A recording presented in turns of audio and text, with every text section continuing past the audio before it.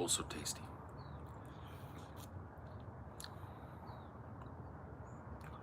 Your coffee's better than mine. Always comes out smoother, cleaner, crisper, more coffee-ish.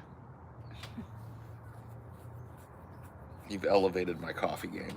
I don't know about that. You could make a better cup of coffee with a different machine. Oh yeah. You put me on some ancient, old, dilapidated, outdated, steam-pumped thing. Yeah, maybe.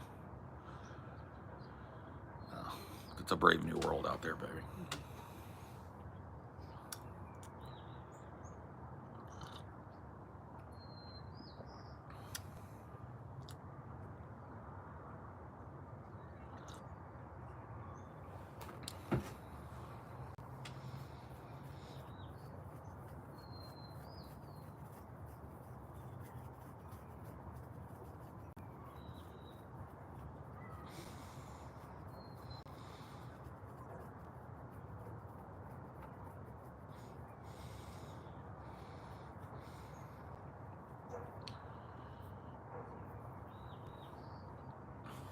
Good morning.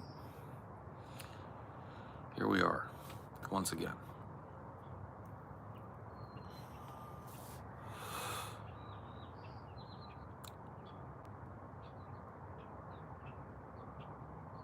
What it do? Top of the morning. Yeah. Today's your daily reminder to go see The Substance in theaters while it's still there. You won't be disappointed. You might be disgusted, but you won't be disappointed. It was a great movie.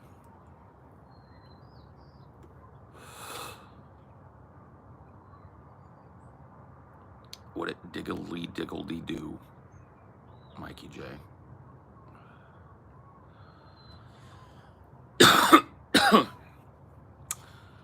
Almost threw up after doing a mile on the Stairmaster. Yeah, I could throw up just thinking about being on the Stairmaster. Work smarter, not harder. Yeah, fuck them stairs, man. Human beings did not evolve to go upstairs. It's torturous. It's fuck.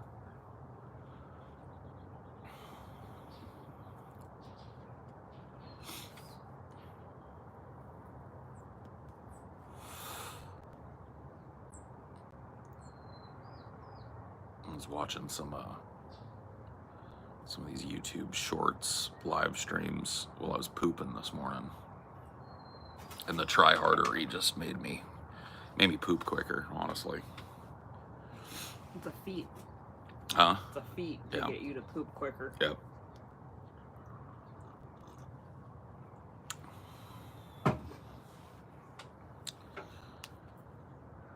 Jai Guru Dev, bro.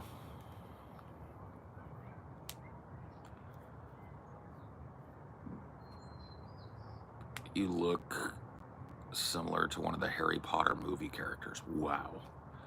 Dude, I have to tell you something, bro.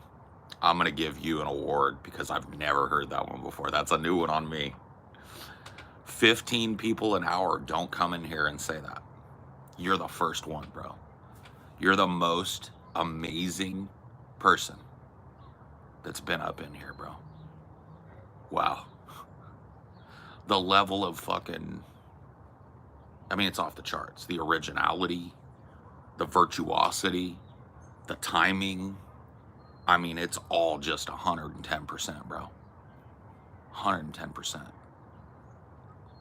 Wow. Wow. Just.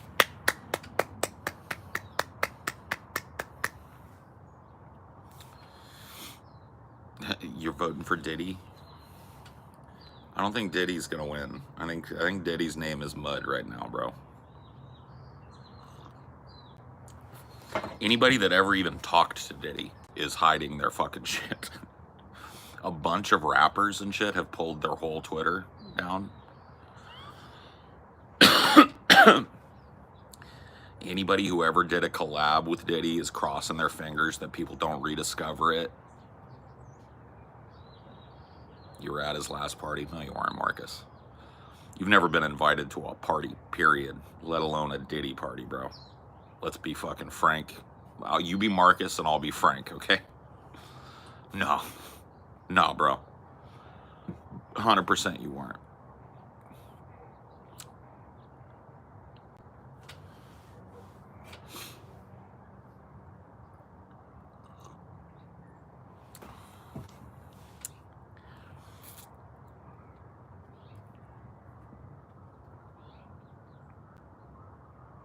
It smell crazy in there in Diddy's house.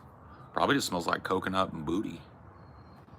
Little dash of booty, little dash of coconut.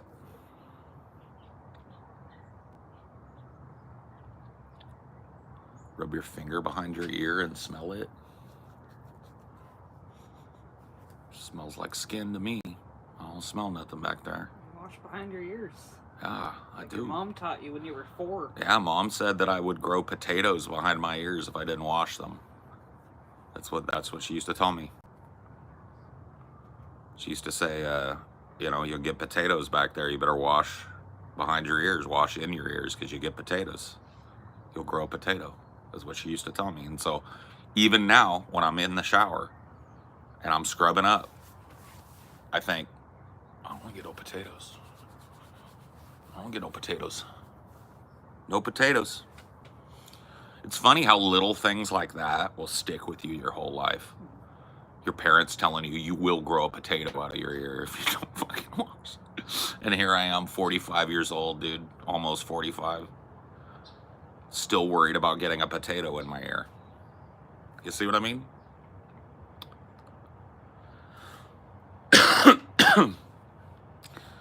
Do you have a nickname in high school or your youth? Yeah, PJ. So I'm a Paul Jr. My whole family calls me PJ. My friends called me PJ up until a certain point. Like high school is when people started calling me Paul.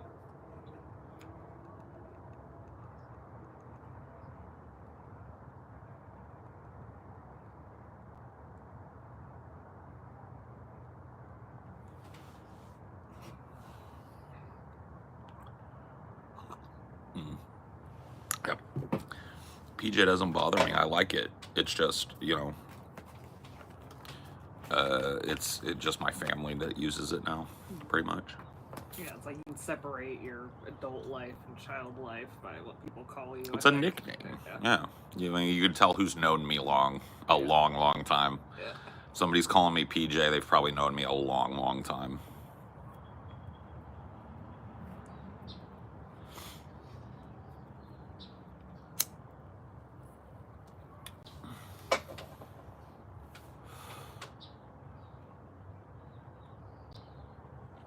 I love your coffee mug. Thanks. It's merch. It's merch, like exclusive merch for our merch tier patrons. It's Senor Tomat on the cross. He died for your sins. Oh, I think you're selling that as a poster with the shirts. Maybe, yeah, but like you can't get the mug. Yeah. Mug is a one-off. Is Peaches one? No, Peaches, yeah, so my mom still calls me Peaches. It's a weird one. Like it started with PJ, then Peach. My mom would call me Peach. I had this like Eastern European gymnastics lady. My mom used to take me to like toddler gymnastics. She overheard me my mom call me Peach, and she thought she said peach. And so she just started calling me Peaches. And then my mom overheard her calling me Peaches and thought it was the cutest thing in the world. And so now she calls me Peaches. So like my mom and my stepdad are really the only two people in the world that will ever reliably call me Peaches. But yeah.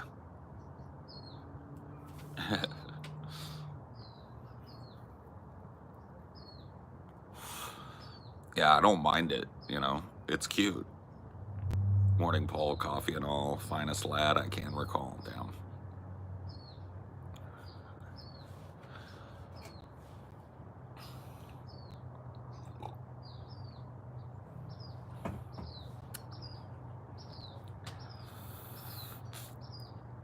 All up. All up, y'all. Get the oil out.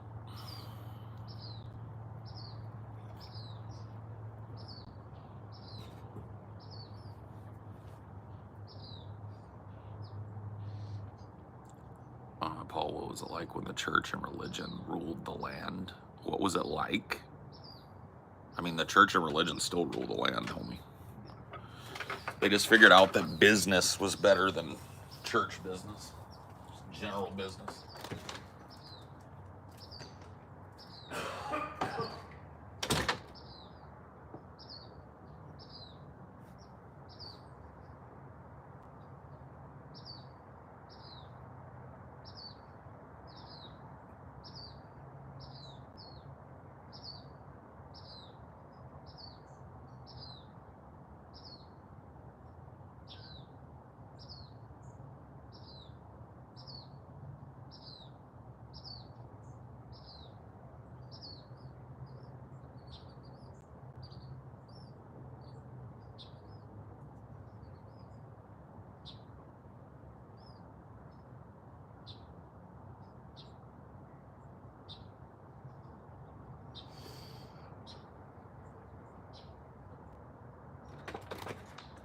Tattletale on you right now, Dinor.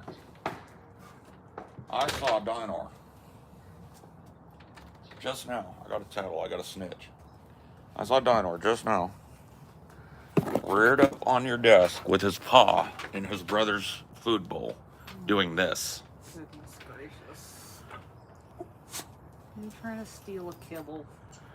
Or a can. He was can checking. Guaranteed. The can is already gone. Somebody threw it away. Snitched. Full Cricket, snitched. Cricket just hasn't been sharing with you lately. I don't know what to tell you. You gotta talk it. You gotta bring it up with Cricket. Yep.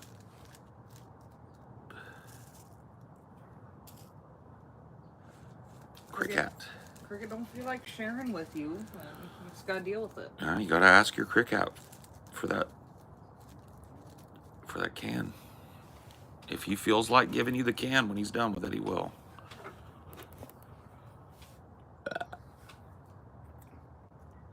I don't want to get drafted. I don't want to go.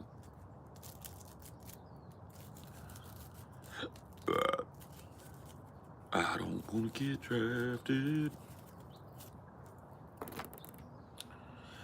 I don't want to go.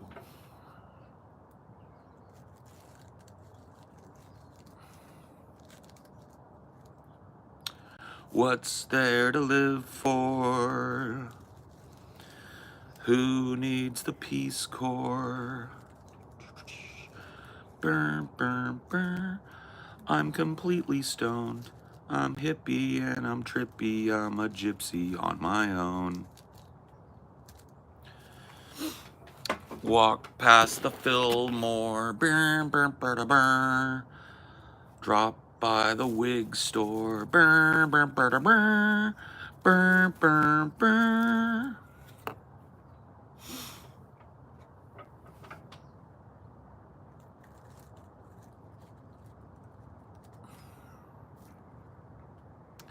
You look like you could start a religious cult. I probably could, honestly.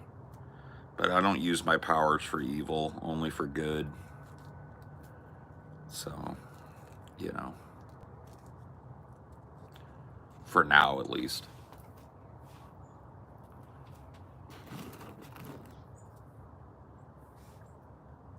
Yeah, the FAQ shit is, you know, I don't know. Because there are just like questions that get answered or get asked 15 times every time. Who needs the Peace Corps?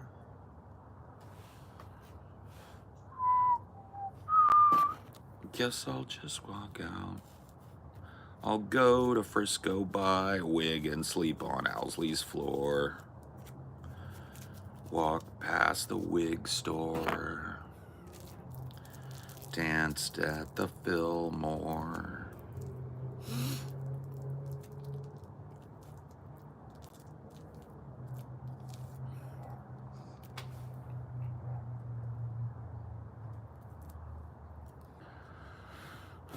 completely stoned. I'm hippie and I'm tippy. I'm a gypsy on my own.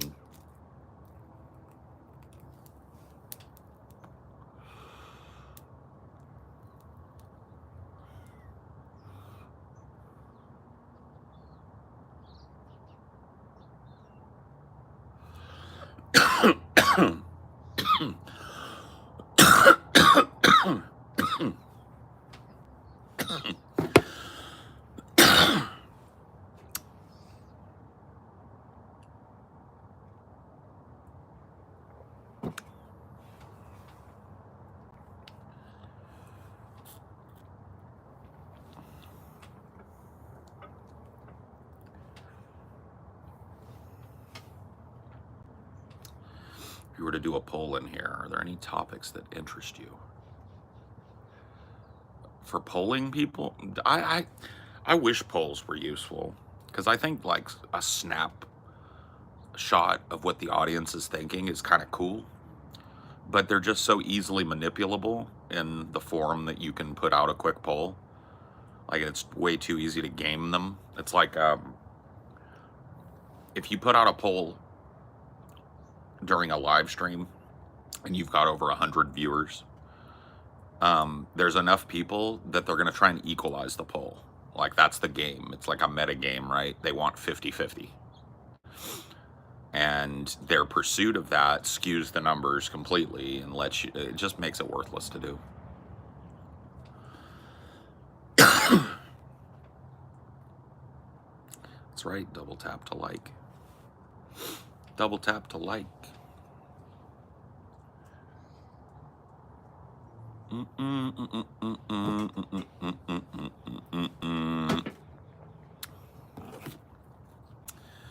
Walk past a wig store.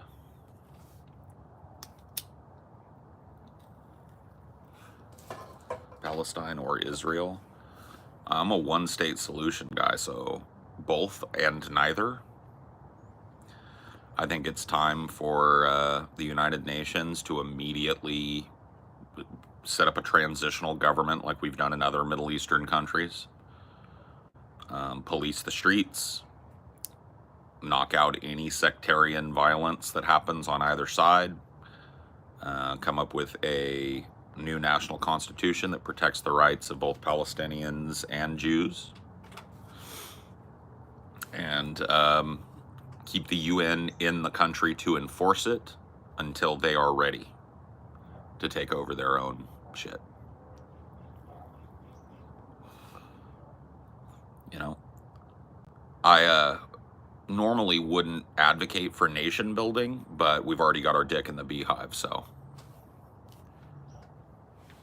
If we're going to keep sending something over there, I'd rather it be UN peacekeeping troops. Keep the streets clean of sectarian violence. Keep roving gangs of settlers from bullying fucking Palestinian people out of their homes. Keep, you know, any Hamas-aligned elements from firing rockets and shit. Enforce a peaceable and desegregated Gaza Strip. And that would be that.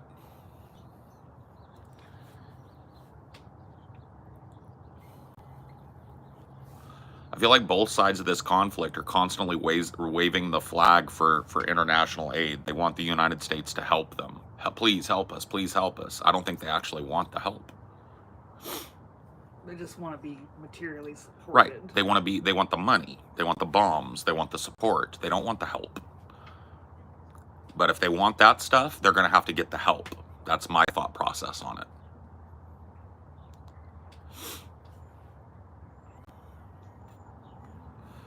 Were the potential Trump assassins lone gunmen, in your opinion? Yes.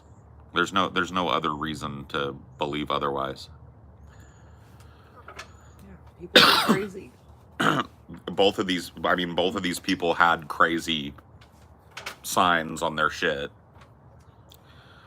Their social media was crazy. They were talking crazy. They were acting crazy. They were being crazy. So I see no reason to believe that there's some kind of deep, dark conspiracy going on. Even if there is, does it change anything?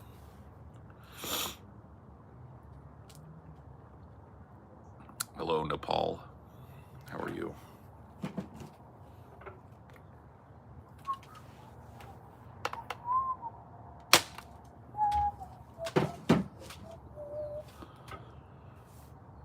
Walk past the wig store.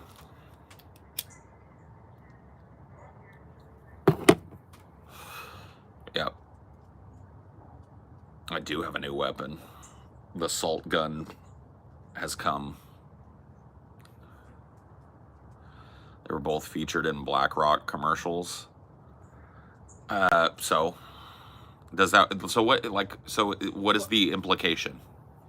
Yeah, that BlackRock has been inoculated or incubating them. Is BlackRock a secret assassin training program? And if so, why do they suck so bad? Why are their assassins so goofy and fucking ineffectual? See what I mean? It's just like people, I understand the impetus because look, your government lies to you every single second of every day. So I understand the impetus for you to want to look into it and find some deep, dark conspiracy. But just think about it. If there is a conspiracy, it has got to be the most fucking Keystone Cop, backwards, retarded conspiracy ever, bro. The people doing it must be the least powerful, goofiest fucking conspirators that ever fucking existed in the history of history. Like, just the fact, like, if there was a conspiracy at the first one, if they could get one gunman up, they could have gotten more than one gunman up. If they could get one gunman up, they could get a gunman that's gonna hit his fucking shot. Yeah.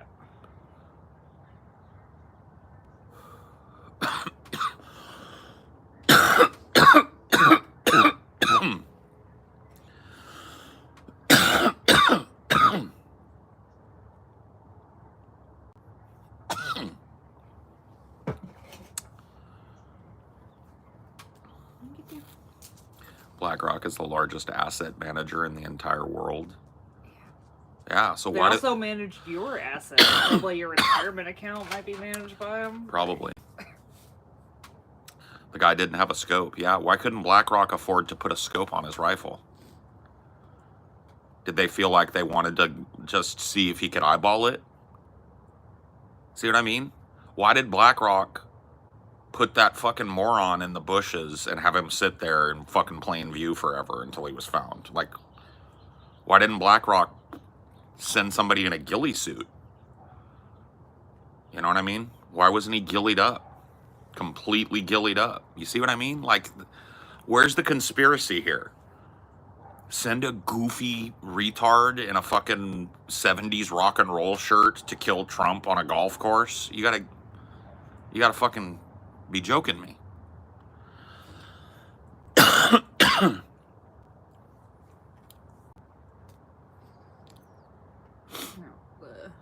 Occam's razor is just that this election has been very rhetorically charged, and people that are crazy are going to latch on to shit like that. I think it's driven some people, maybe not crazy like they need to be institutionalized, but I really think that like the last 2 or 3 cycles have broken people.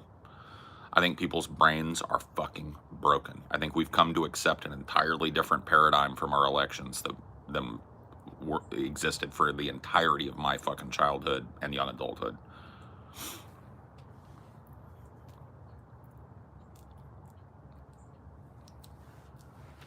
It's wild. Like, people are terrified, and they should be. They should be. You say that someone's going to destroy democracy and someone's going to believe you. I mean, that is something that nobody wants to talk about.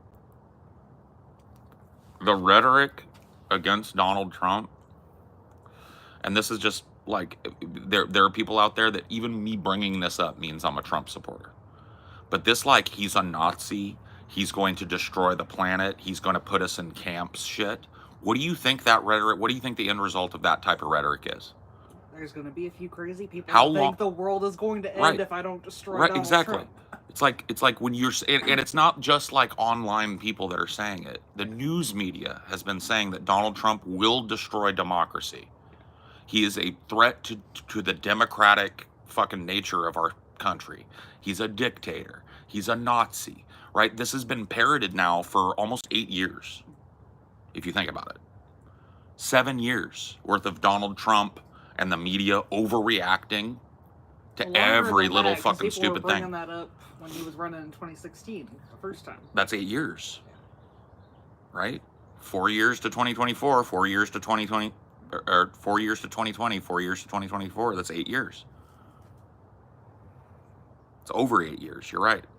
It's closer to 9 years straight. So close to a decade straight of every person in the media going, this guy's going to destroy this country. This guy's going to destroy democracy. Meanwhile, we've lived through 4 years of Trump, and guess what happened?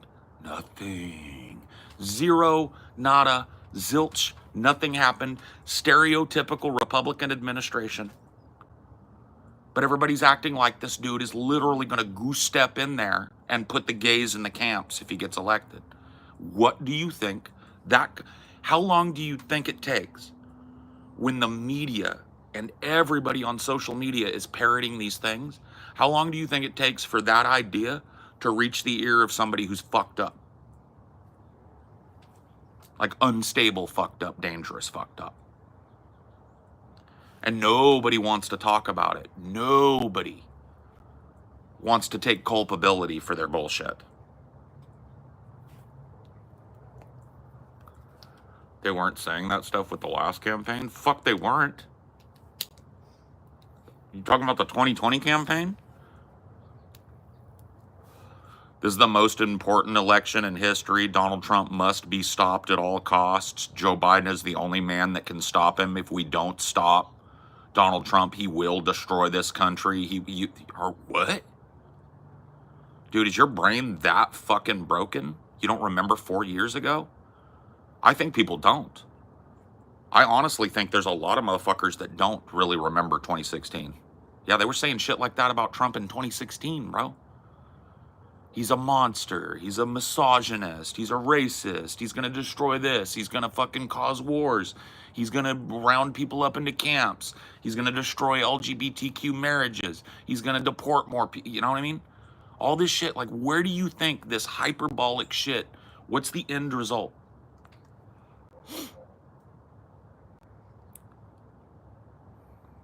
Wrong? Wow. Get him out. A motherfucker don't come in here and just type wrong. Get him out. So you've been fear-mongered and divided by the media, by your politicians, right? For going on a decade now just about Trump.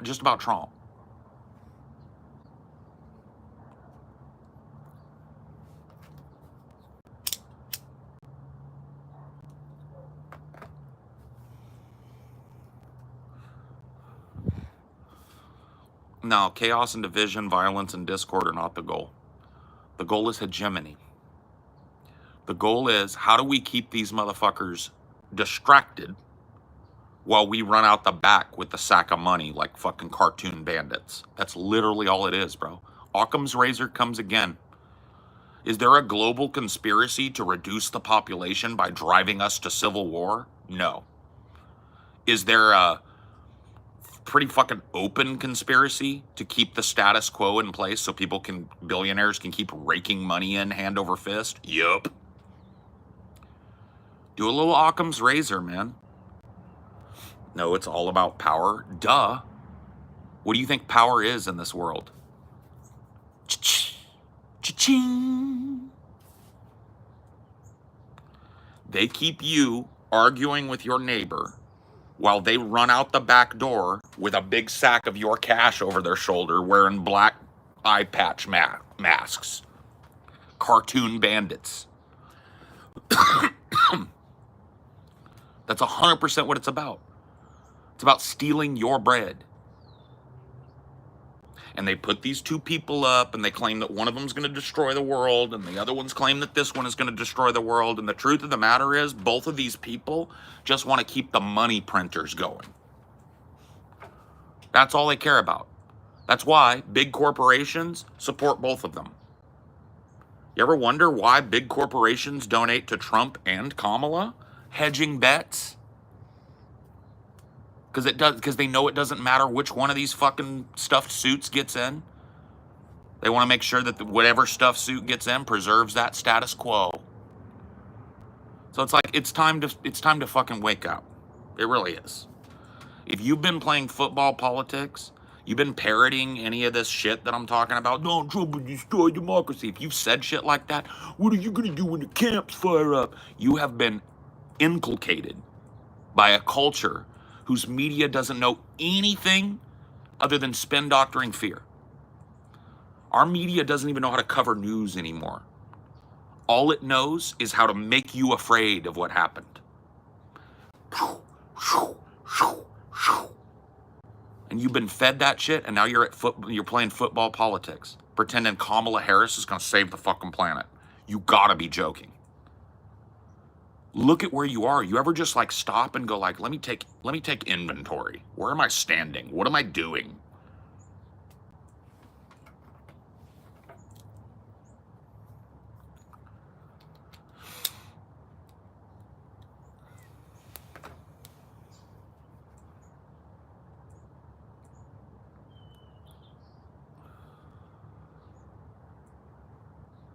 You're wrong. I don't own any wrong, bro. Yeah, I'm gonna need you to do a grammar check on that, because I can't fucking suss out what the fuck you were trying to say, bro. So how about you go do this before you type another comment. Go to your app store and type in Grammarly. It's free. Okay? It's absolutely free. You put it on your phone and it will spell check your shit. So that a motherfucker like me that can read isn't trying to puzzle out what your toddler ass just tried to put on the screen. It's called Grammarly. I can spell that for you. You probably need it.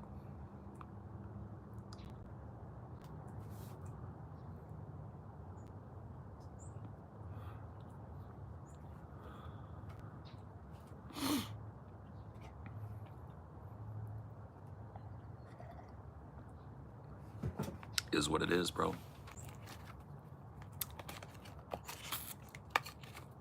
Yeah, I think Diddy is on suicide watch for show.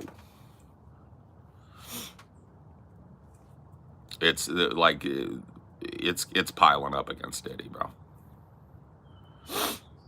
They say that he's refusing food in prison. That's the last that I heard of it. So he's doing that prison hunger strike shit. They're just gonna hook him up. Like, they'll just strap his ass down and put a needle in his arm and feed him intravenously if he tries to kill himself that way, so. But yeah, no, I think Diddy is on fucking suicide watch. For sure. And depending on what he knows about who, I think there's a good chance that he never makes it to trial. You know how they do that. You know how fond they are of that little fucking gimmick. Oh, yeah.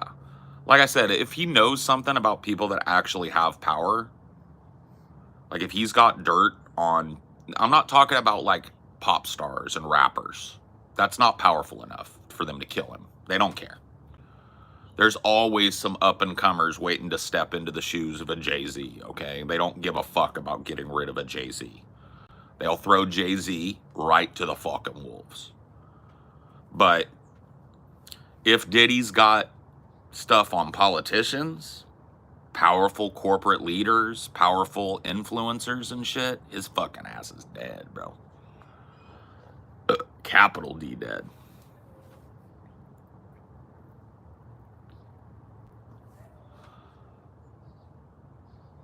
Paul, I know I asked about this before, but I'm curious. What do you think of the U.S. sending boots on the ground to the Middle East? Yes. I don't know about a world war, but a wider Middle Eastern conflict seems to be happening. I mean, I don't know when we're going to call it such, but 500 people were killed yesterday in Lebanon. There have been thousands of airstrikes in Lebanon over the last week. So I don't know when we call a spade a spade. America's sending troops. It's a wider Middle Eastern conflict. We have allowed Israel, with the munitions that we have sent them to ostensibly defend themselves from Hamas, to use those munitions to start a wider conflict with another. Now, dude, there's absolutely no way that the broader Muslim countries in that fucking area are going to sit back and allow it's just over. It's about to happen. In fact, it's already happening. Fuck this about to happen shit. This is how wars start.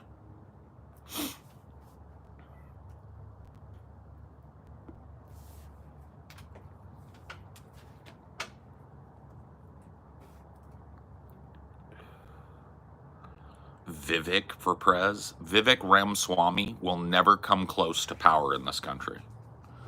Let me repeat that. Vivek Ramaswamy will never rise above the station he's at. Period.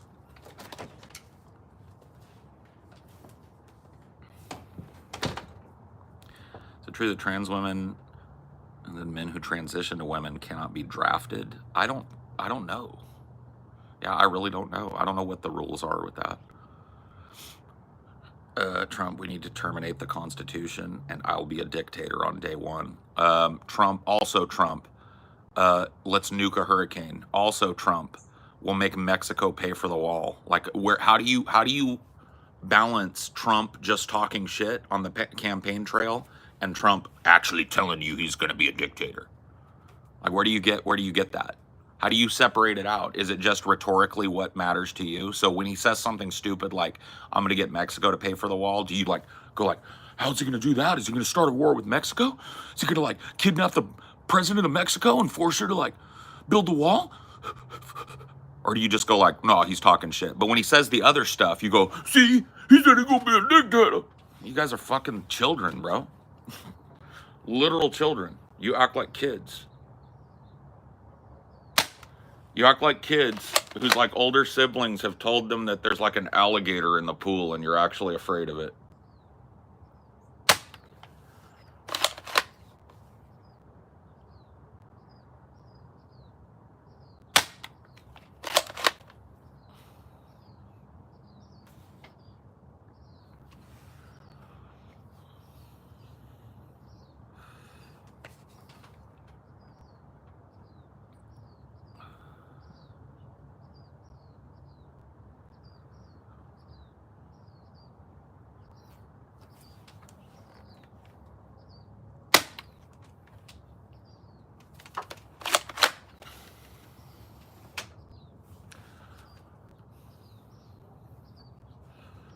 It's 6 ops down in a minute.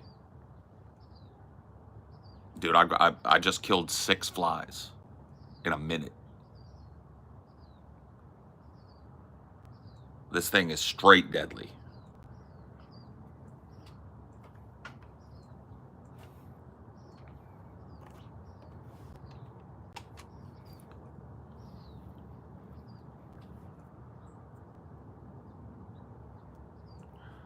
Promise one of us gonna die today. Helicopters in the sky.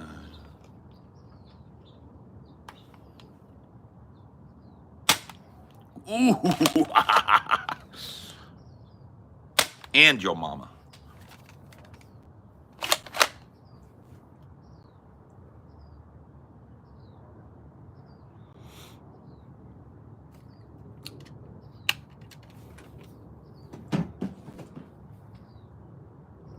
The name of that? Bug assault. Bug -a -salt. Bruh.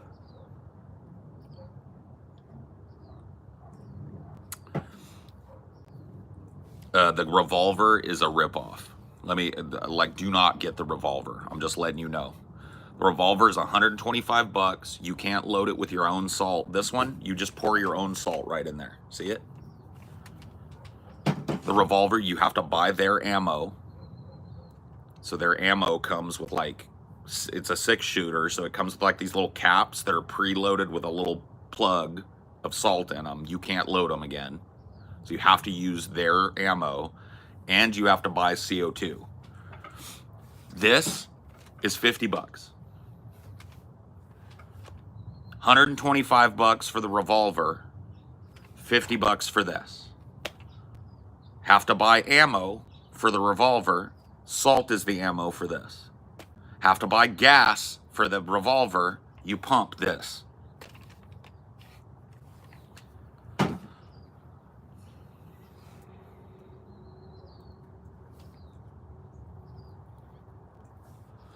I looked into it, bro. I'm just trying to put you up on game. People ask me about this fucking thing all the time. I would not get that revolver. It's just stupid. Dude, if you're, unless you're only killing one fly in a fucking month or some shit.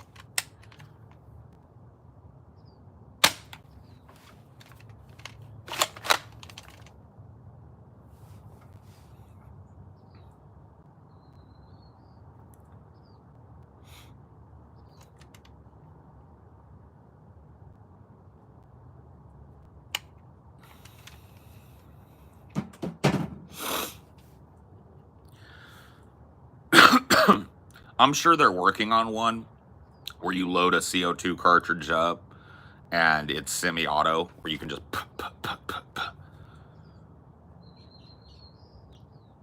just load up the salt chamber and it just I'm sure they're working on one. I need something less messy, huh? What's messy? Like what about this do you think is messy?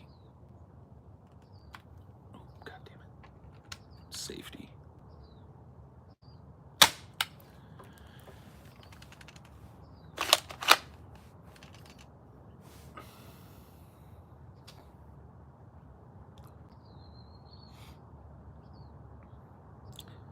Fully automatic, yeah, you just like hold down the trigger and it just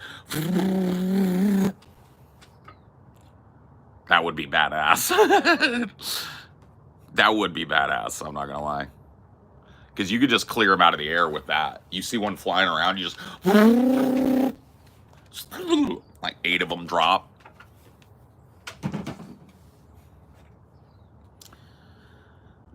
Zhang Zhizhang. Zhang Zhizhang. Sick. I'm in Cali. Wobushi Wan Pao Bu.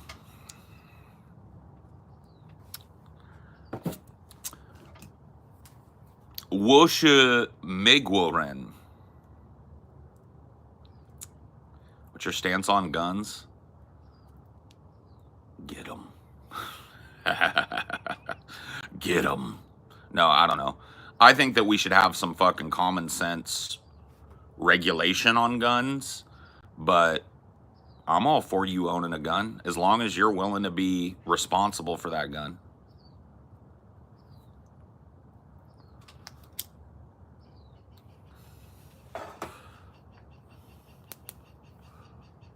Wosh Megworen Nina. Soon Paul will be able to talk shit to the chat in Mandarin. Yeah, dude, I'm working on it.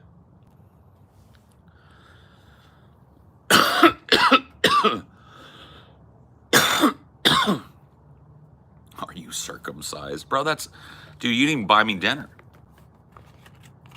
What kind of a question is that? You ain't even bought me dinner.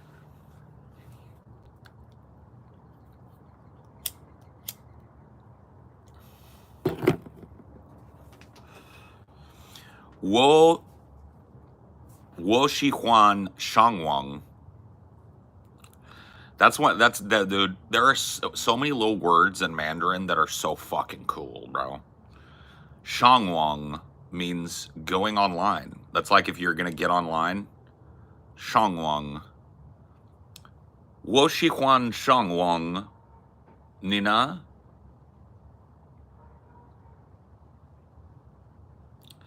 Ni Shi Huan Shangwang. De Budue. Due Budue.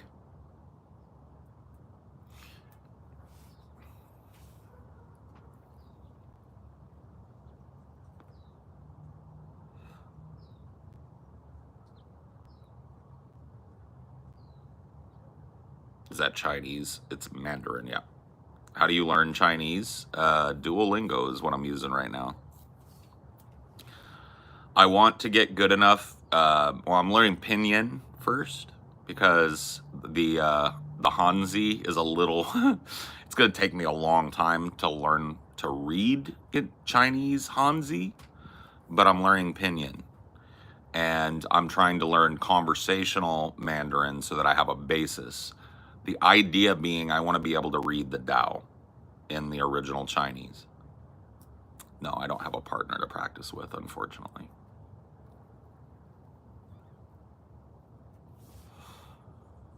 I love Han Bao Bao. That's hamburger. Han Bao Bao.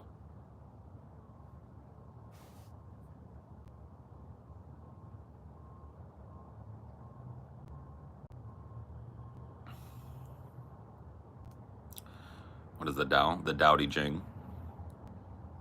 It's a ancient kind of Chinese religious text. It's from the 2nd century BC. Somewhere around there. So much hair. Yeah, a lot of hair.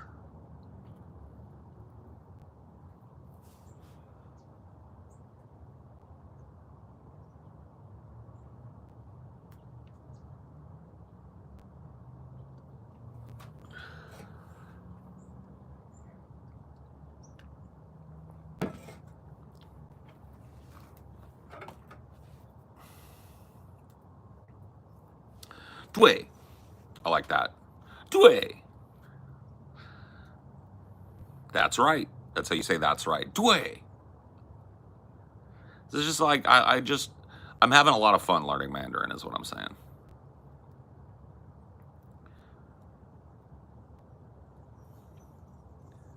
It's a cool language. Parts of it are way simpler than English too.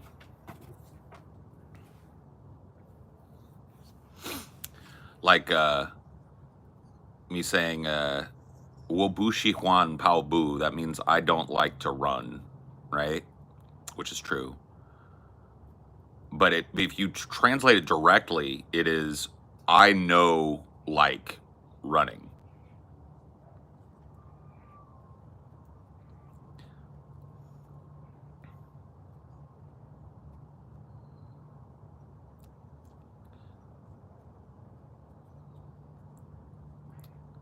Hi, it's your friend from primary school. I didn't have a friend named Hannah, though. And we didn't call it primary school either. Call it elementary school. So I'm gonna guess that you didn't go to school with me. From those two things alone.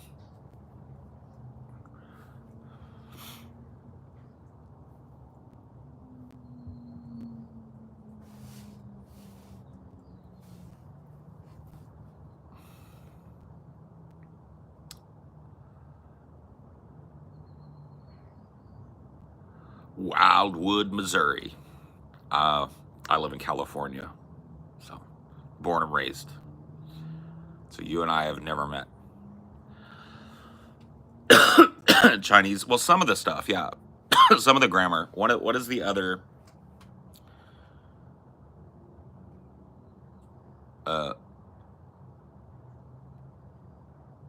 Wo shi. I am.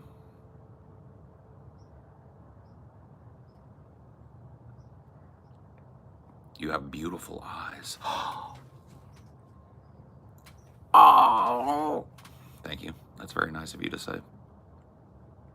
Oh yeah, Big Chief. Yeah, Wildwood. Yeah, well, it's like right on the border of Wildwood, Missouri, and what's it called? What's the name of the fucking town? I can't remember. But yeah. We did a meetup at this restaurant.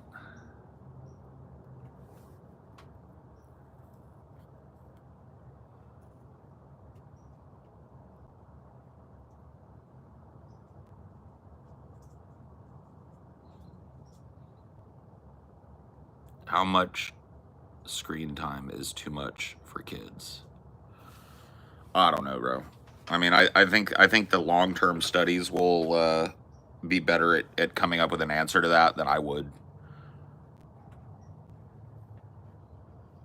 Like if I had a kid, their whole online presence would be monitored and locked down and dependent on their doing everything they're supposed to do. It would be a privilege.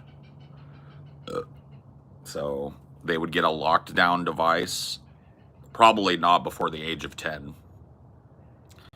And it would, I'd set up the parental controls so that they would be able to use it for, like apps and shit, maybe 30 minutes a day. And the rest of the time, it's just a phone.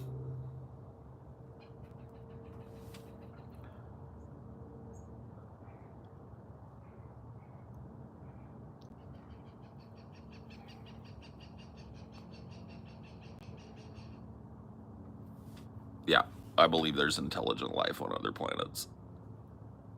For sure. 110%.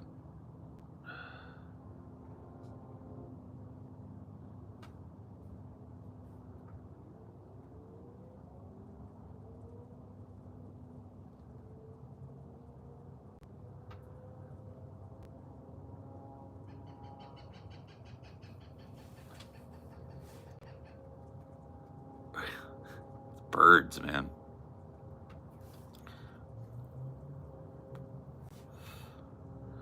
These birds, though, this morning. Got my conservative dad to read the CC and Lou trilogy, Three Body. Yeah, I love the Three Body Problem. Yeah, it's really good. China's stepping it up, man. China, kind of arriving on the cultural stage, saying like, "Hey, we make high art too over here."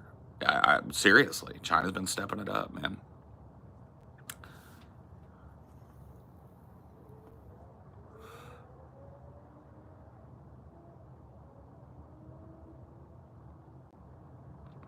Yeah, I liked the American one. I'm watching the Chinese Three Body now.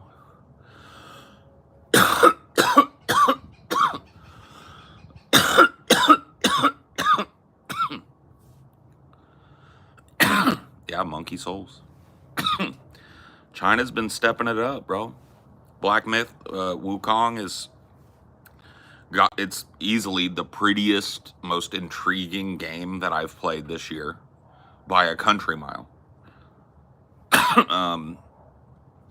The art style, it's just like a highly developed sense of cultural identity being presented, and it's being presented in the best way. It's just, here is our culture, here's our mythology, here's our history.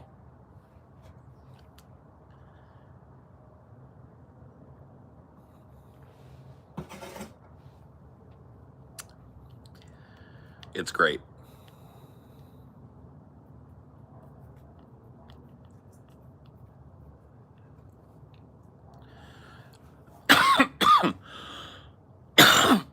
I mean, the little end of chapter animations that they did, where they've worked with different animators, some with a more modern anime style.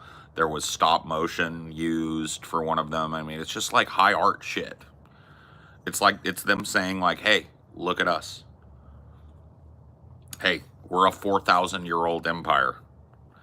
Come and learn about what we've got and what we do. And it's working. I think it's working exactly how they would want it to work.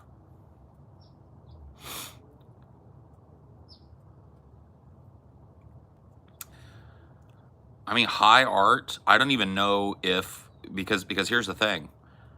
Prior to the pyramids and, kind of the Giza Plateau art,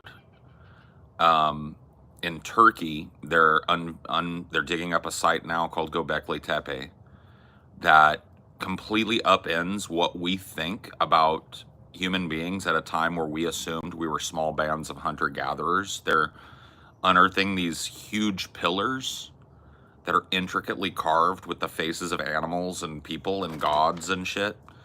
And these are like all done 800-900 years prior to the West Nile Valley civilization that would become Egypt even taking hold. And so it's like this whole idea of like, and then so you watch the fucking documentary that I pimp here all the time, Werner Herzog's Cave of Forgotten Dreams.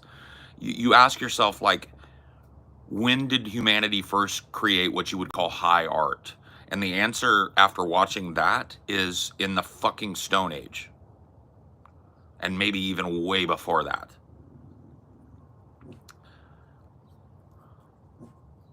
You must be a hit with the ladies. Do I make you uncomfortable, bro? Never had a problem with the ladies, but I make you uncomfortable, don't I? Because I don't conform. I don't have the high and tight haircut that you keep. The ladies like me.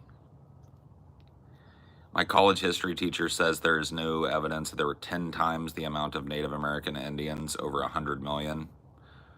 I don't know. I haven't heard anything about that.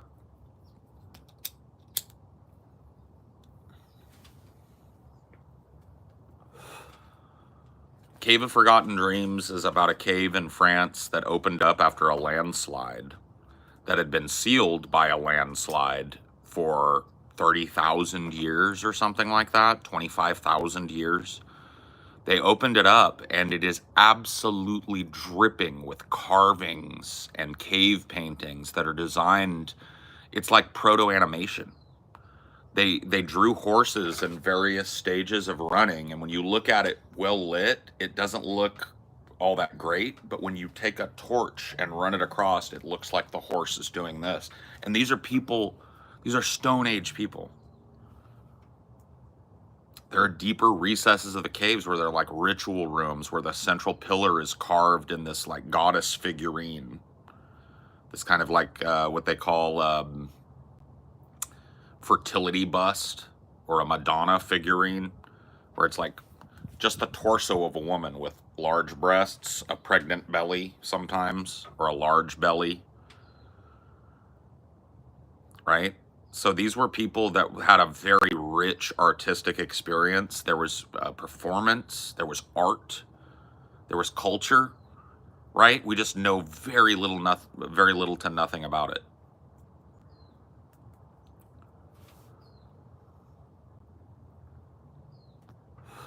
No, I think Graham Hancock takes things a little far, but I do think he's right about a couple of things. Broadly, Graham Hancock being this kind of like iconoclastic archaeologist, anthropologist who posits that the history of humanity and mass technological civilization is way longer than we think it is. What we see is just the outcroppings of a much grander civilization that's much older, that has disappeared under the sands of time, been eaten up by the jungle, been buried by the movement of the continents, right? So he posits this, and the reasons he posits this is because as we explore these little explored areas like the Amazon jungle, instead of finding what we assumed we would find, which is pristine jungle, when we hit these jungle areas with LiDAR, we find structures all throughout the jungle. So this idea that the Olmec, Toltec, Maya, Mexica, Inca, right, were a smaller civilization in terms of numbers, completely blown out, right? Tenochtitlan is 3 or 4 times the size that we used to think it was, because so much of it had just been eaten by the surrounding jungle environment. Well, it makes sense. Like, that kind of level of technology doesn't just come out of nothing. There had to have been more. So that's the space in which a guy like Graham Hancock operates, because he comes up with these kind of fantastical ideas. There's another thing, Olmec. So the Olmec civilization, one of the monuments that they left behind, and you've probably seen them, are these heads, these carved heads. But the features on these heads are distinctly African. Like, it's an African American or Southeast Asian person that's being represented there. The carving is super fine and the features are super defined. But if we believe archaeological evidence, these people shouldn't even have had knowledge of an African person, let alone ever met one to carve one. So how did that happen? You've got these connections, seemingly, right, between the technological advancement of the Maya civilization and the Egyptian civilization. Both of them seem to, at the same pace, discover advanced mathematics, discover astronomy, tracking of the stars to the gnat's ass, telling time and the seasons via the stars and the positions of the planets and shit. They, around the same time in history, are doing this. They're also building these pyramidal monuments at the same time. And these are two civilizations that, if history is to be believed, had no cultural interchange whatsoever. They've completely developed in separate parts of the globe. So Graham Hancock posits that the people that came across the Bering Strait land bridge into North America brought with them technology and knowledge and mythology that was way older than we give credit for, and used that once they established themselves, reasserted those technologies. That's why it comes out of nowhere, and that's why it's similar, right?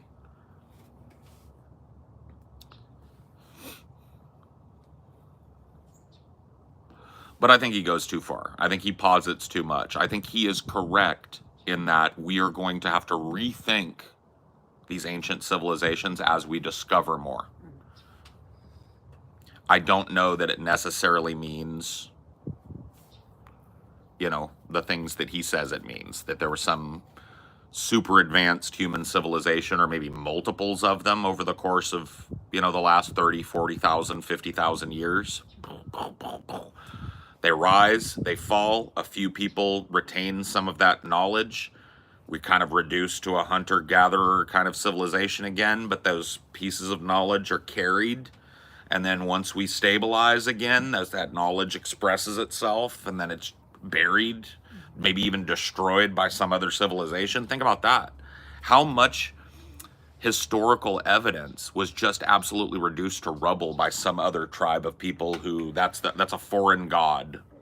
Tear it down, bust it up into rubble and sand and bury it. You know, or it's a cursed thing and we gotta destroy it. Right. So the curse that destroyed them doesn't destroy us or whatever. Yep. What's making your face all itchy? What's giving you an itchy nose? Probably them flies. Yeah. Them flies been bugging you. Anything, baby? Is there, I feel like I'm gonna make myself another pot of coffee. yes. Thank you, baby. They say the Great Pyramid had two functions. One was a ram pump and a power plant. I don't know who they are, but no, they with a PhD behind their name is saying that.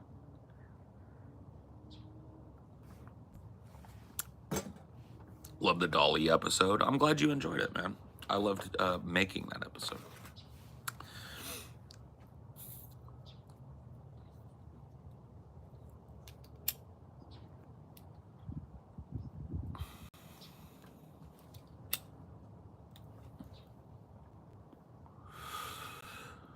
Yeah, the destruction of the Library of Alexandria. Just think about the amount of knowledge and artifact and cultural heritage that's been utterly destroyed by warring factions, right? What's the next gauntlet? The next gauntlet is a versus gauntlet. We're doing Dr. Phil versus Ellen DeGeneres to see who's the bigger scumbag. Dr. Phil has won one already. He's got one under his belt. He beat Dr. Drew Pinsky. He was a ever so slightly bigger scumbag than Dr. Drew. So, you are sad. Bro, you seem really invested in trying to yuck my yum right now, bro. Are you okay? That seems very projecting, considering that I've been having a fucking pretty... No, unban him. Unban his ass, Matt. Unban his ass. Bring him back. resummon this motherfucker. I want to find out why he is so why he is so invested in trying desperately to make a grown-ass man feel bad. We're just chilling, having a totally fucking adult conversation, and this dude just keeps popping in to tell me I'm ugly, to tell me I'm sad. It's like, dude, are you feeling okay? Do you need some help? Do you need a friend? I can't be your friend, bro, but maybe somebody in here will be your friend.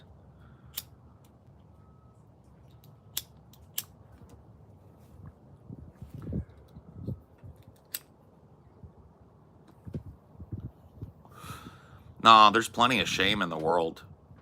I just wonder if he thinks, you know, about what he's putting out. If he knows he's the only person up in this room that's trying to fucking bring negativity right now. And why he's projecting that onto me. It's like,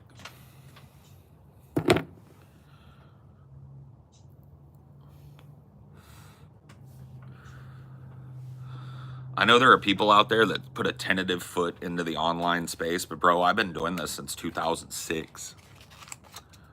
If I cared what a motherfucker thought about what I looked like, I would have done quit. I would have been quit.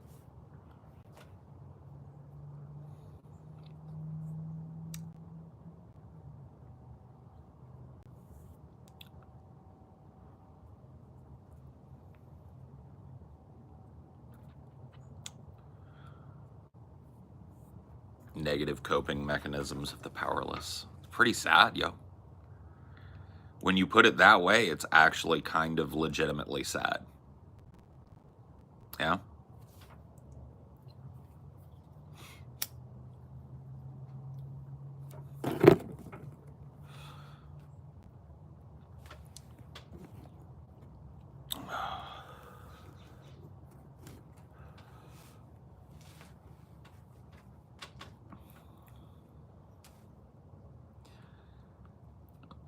They say misery loves company.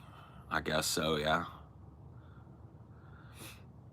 You know, it's just like the misery index. You ever take a look at that? The misery index is just up, up, up. I'm gonna go get my other phone. I want to look at that with you guys. Let's take a look at the misery index. Let's see how we're doing as a species, huh?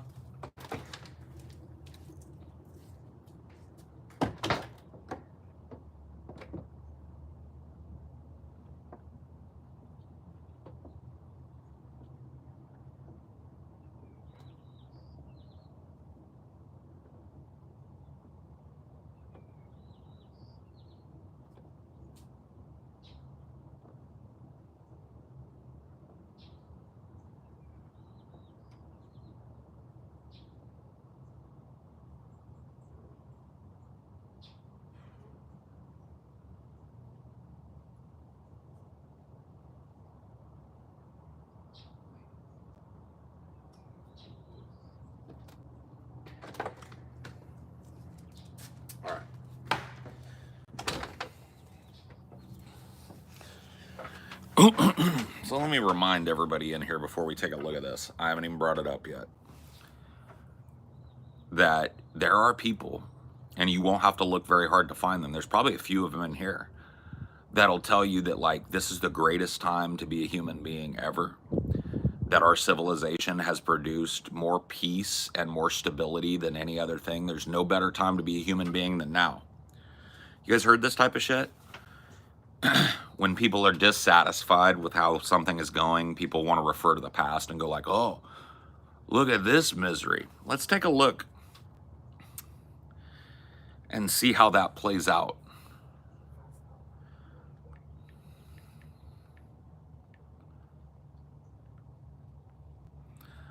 In the good old misery index, it's an economic indicator.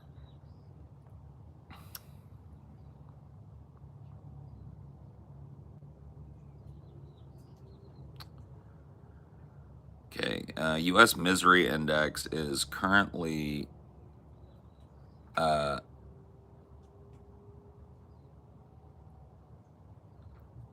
down at this point. minus 6.45% overall.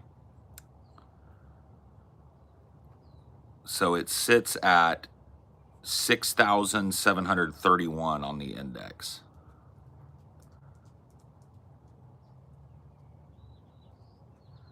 Let's see. Let me get a little more info.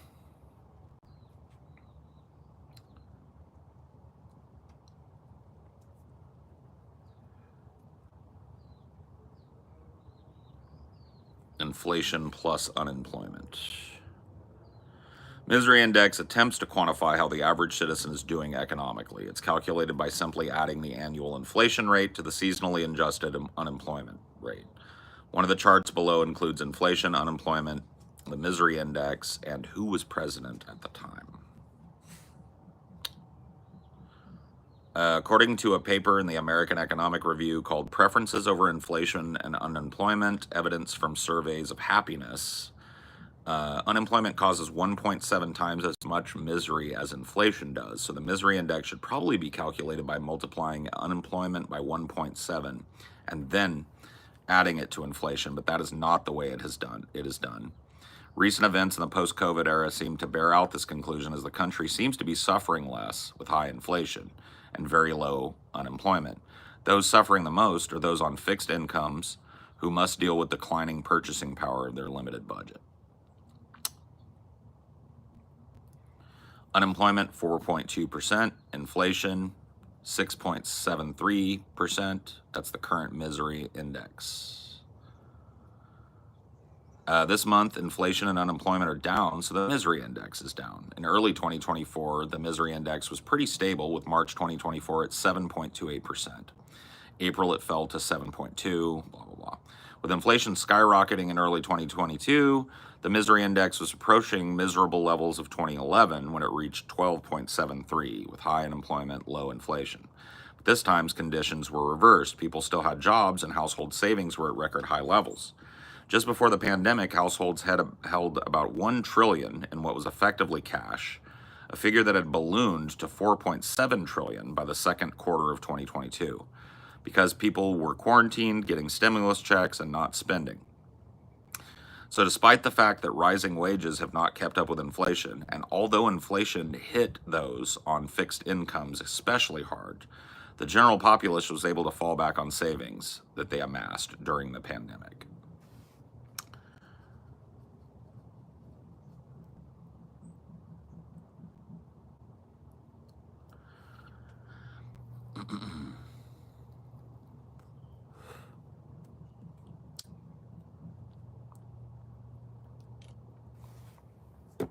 It's almost like basing your existence on materialism and humanism deprives you of a meaningless or a meaningful existence. Yes. It's almost like that, isn't it? This is how they quantify your misery. They take two economic concepts and put them in an equation, and it spits out a number. Cup of coffee. Thank you, baby doll.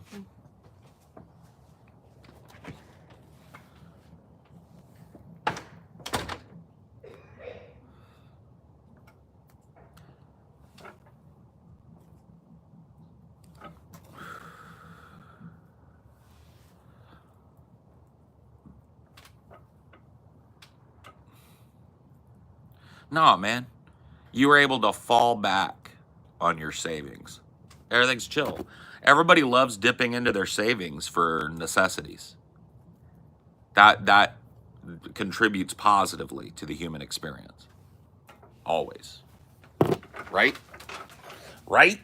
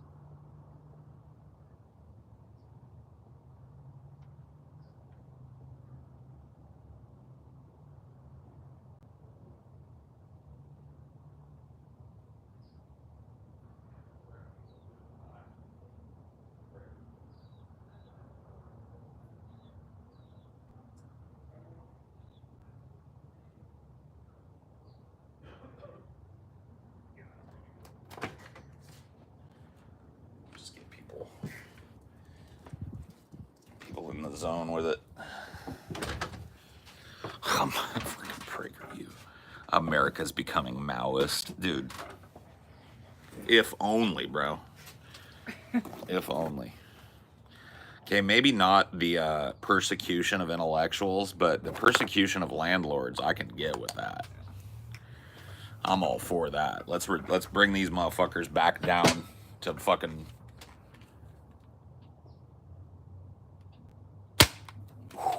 Dropped.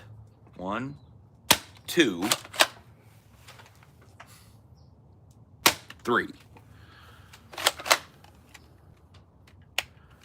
Remember not to leave it out here too much, though. I don't want to bust another one. Yeah, I mean, that one I just left it out in the fucking rain for 2 seasons or some shit. Yeah.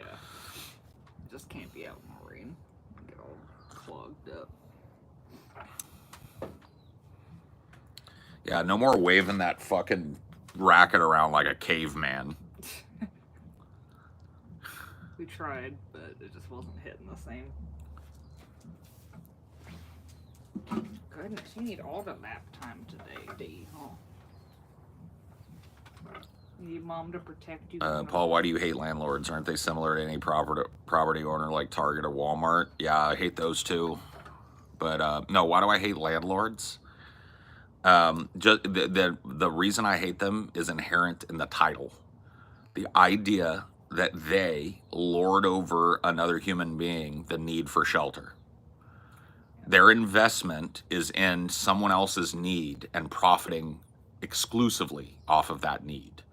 They are a worthless middleman in society and should be absolutely functionally eliminated.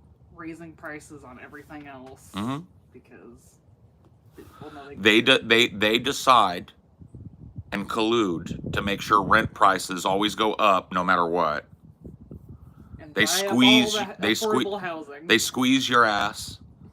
They will find a reason to keep your deposit. I mean, why would you like them? They're shitty grifter middlemen with their hand in your pocket. They shouldn't exist. Oh yeah, they're intrusive as fuck. They don't realize that when you purchase when you enter into a contract, this becomes your home. You have the right to fucking privacy. They don't even respect that anymore. They want to come in and out all the time. They want to look at your shit. They want to judge this. They want to talk about that.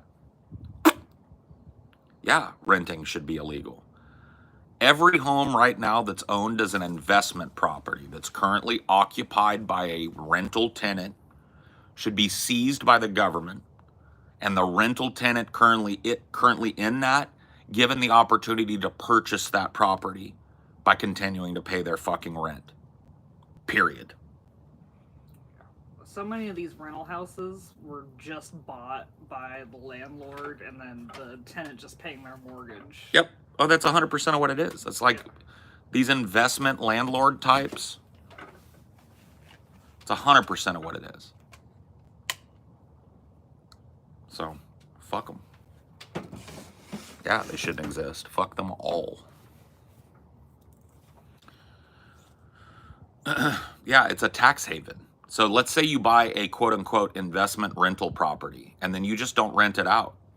You get a big old tax benefit because that's an investment loss. Every dollar you paid towards that mortgage is a tax write-off. Oops. There's no way that should be held over people's need for shelter.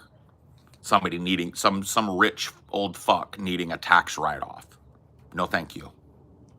No thank you. Not working. Gonna have to seize that shit. And it's gonna happen eventually. People will only put up with it for so fucking long. So, they do themselves a great disservice the more fucking invasive they get. Because the more invasive and shitty they get, the worse the fucking backlash is about to be. If you're already paying for the landlord's mortgage on the house, they should just be able to transfer the mortgage to you. Oh yeah. Seize it, transfer it to the person currently being exploited. Yeah. Now your lesson is learned, I hope. Don't exploit people. And you know what? You're getting off light too.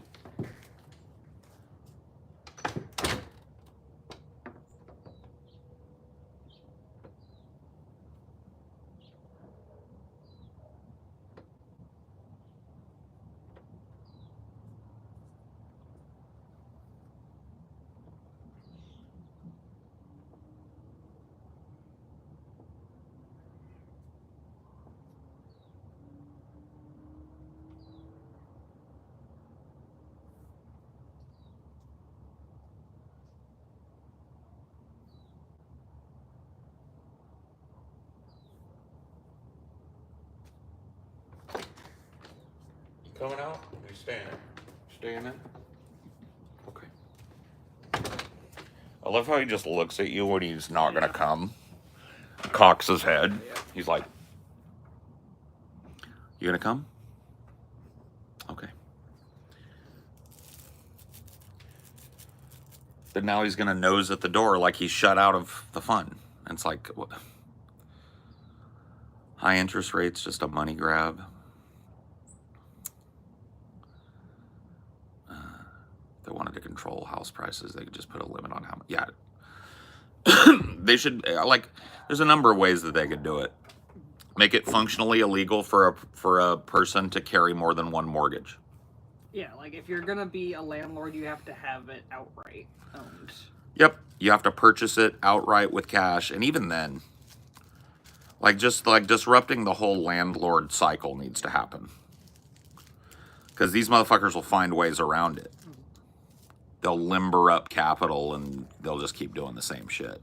See, this is why Mao was so harsh with landlords, because he wanted to send a message that couldn't be, and I'm sorry to say it, but violence sends a very strong message sometimes. And he allowed the people that were exploited by these land barons that owned up all these fucking slums and tenements and shacks and shit, and he let the people that were exploited by that have their way with the landlords.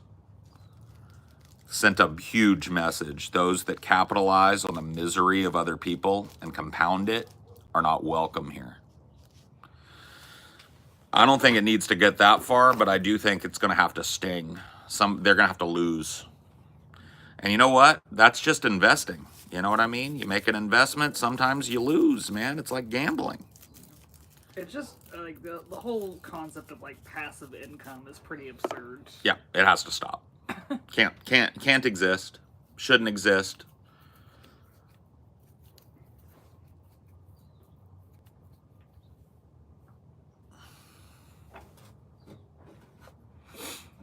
Remember how you were only allowed one plate before you could get another at a family gathering? Let's do that, but with housing. Yep.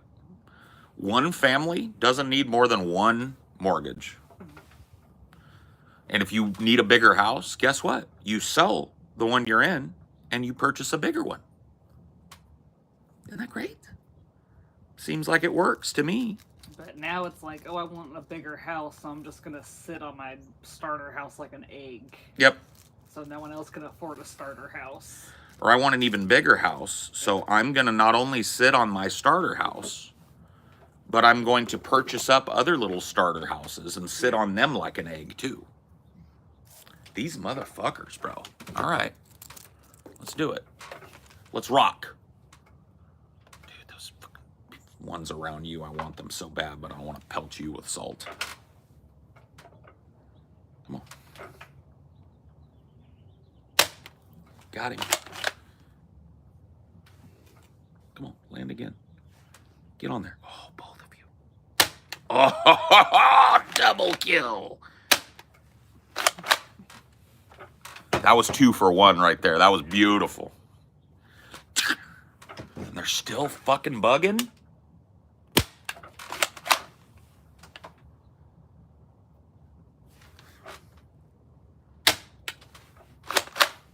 Someone has to have a pool around here or something. It's just water pools up. Yeah. It's poorly fucking maintained. Yeah. Let's just put it that way. Mosquito haven. It's fucking fly haven. Cockroach haven. It's a nightmare.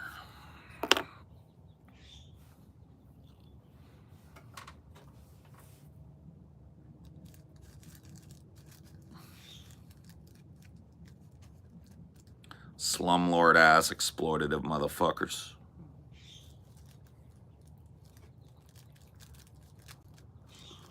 Yeah, they're gonna have to lose. It's gonna have to sting for a couple of generations of people that decided that they were gonna profit on other people's fucking misery. Do you think house flippers are in the same boat? Oh, 100%. Those people need to it needs to be made functionally illegal. If you get a mortgage on a house, you should have to carry that mortgage for a year. 5 years, I think. 5? Yeah. Yeah. It should be a real fucking hard decision for you to take a mortgage. I'd say 5 years is fair. Yep.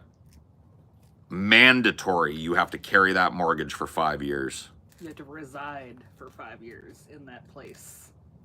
Yeah, I mean, I don't know about that. I don't know how you'd fucking enforce that. People could say they reside in a place and reside in another one, yeah. But not if they're not if they're limited to one mortgage. Yeah. You carry one mortgage, and that's that.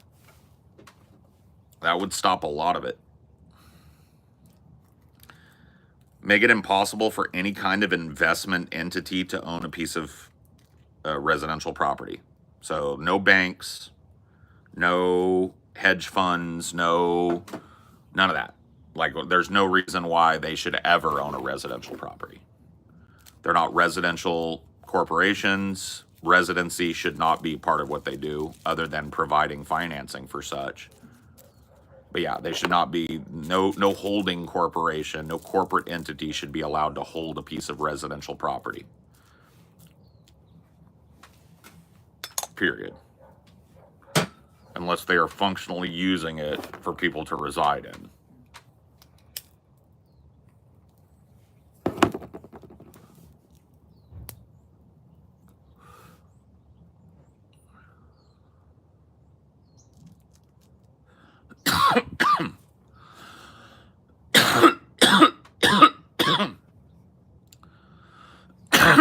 Sounds like a bitter renter pining for communist redistribution.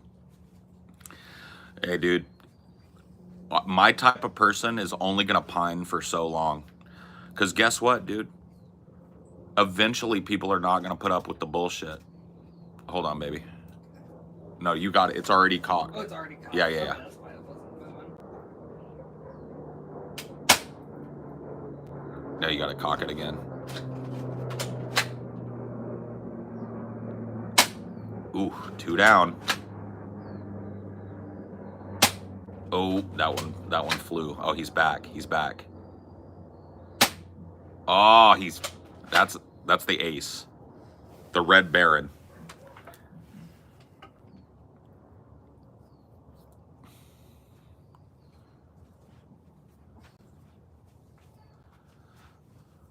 They're sending waves now. They're like, we will overcome the salt gun with numbers. We might need to reload it. See, it's getting pretty low in there. Yeah. Yeah.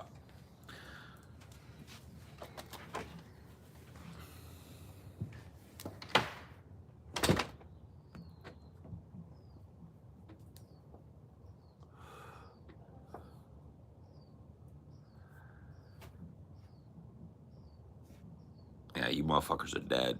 She about to pour more salt in there. Paul, why not use a net? I've got a net right here. It's an electric net.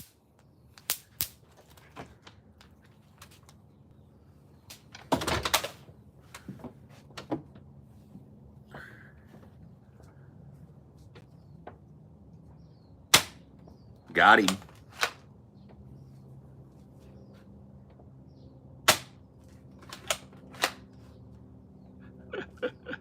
You're getting badass with that thing now. You're like Dirty Harry out here. She was struggling to cock it at first, and now she's just like racking it.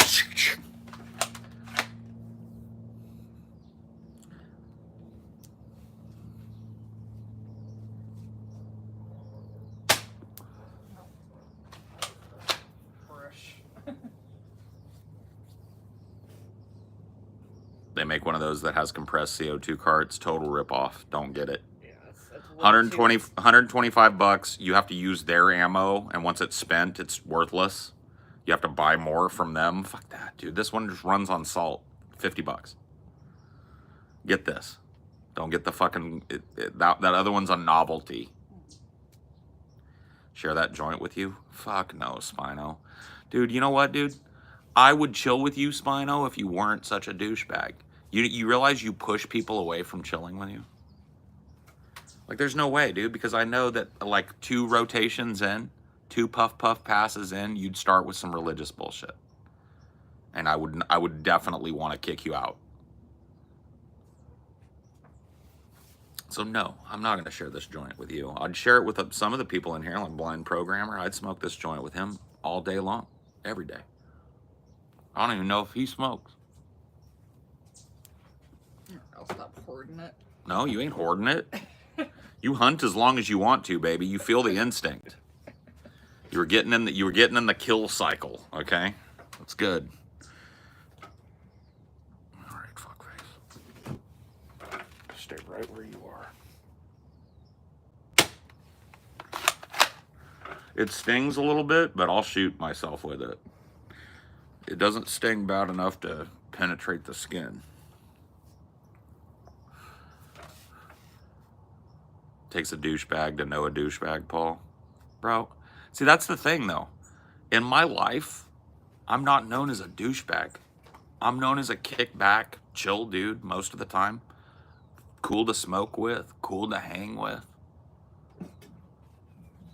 So, like, I know it's like the whole fucking Pee Wee Herman, I know you are, but what am I? I know that's an easy one to get. But, like, it don't actually work in the adult world, bro. Yeah, believe it or not, Paul doesn't act like this with people in the real world because people in the real world aren't this stupid. Yeah, exactly. Like, this idea that, like, I turn this off and then I go out into the world and I'm like, you're retarded. It's a show. Oh, my God. Spino, you really are hopeless. Hopeless, motherfucker. It's like you can lead a horse to water, man. Can't make it drink. You can teach a man to fish. You feed him for a lifetime. You give a man a fish, you feed him for a day.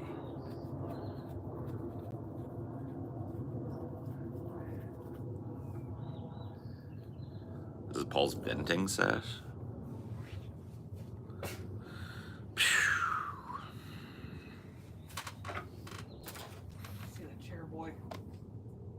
Where? On the chair head. I don't see him. On your right. Up. I don't see him. Oh, well, he's on the back. I can't get him from here. Okay. Here, you hunt. You know how to line up the sights? I've been doing okay. No, I'm just saying, like, do you know Yeah, how to I've been use using them? that. Yeah, you use that to put the other...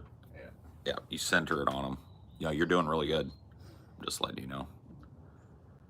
I thought you could see that one, but I guess it was... No, he was over the lip. They like to hide back there. I'm pretty chill outside my online persona. Yeah, who the fuck wants to know you? So them stop being a troll, just be you have a keyboard. Which makes you two-faced. Huh?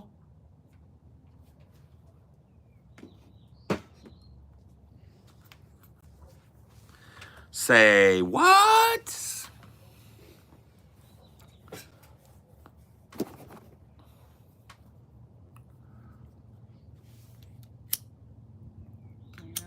We're not even destroying the ecosystem because these flies exist to feed other things, and us salting them doesn't mean they're unavailable for a bird to pick it up later. I mean, yeah, no. A bird will fucking love that. Probably be the best tasting fly. They'd be like, damn, why is that fly so good?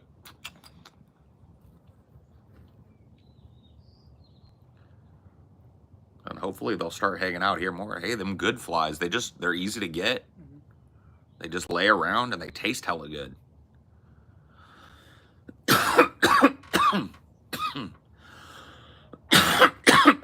Do birds even have taste buds? Bro, I don't know. That's a good question. I don't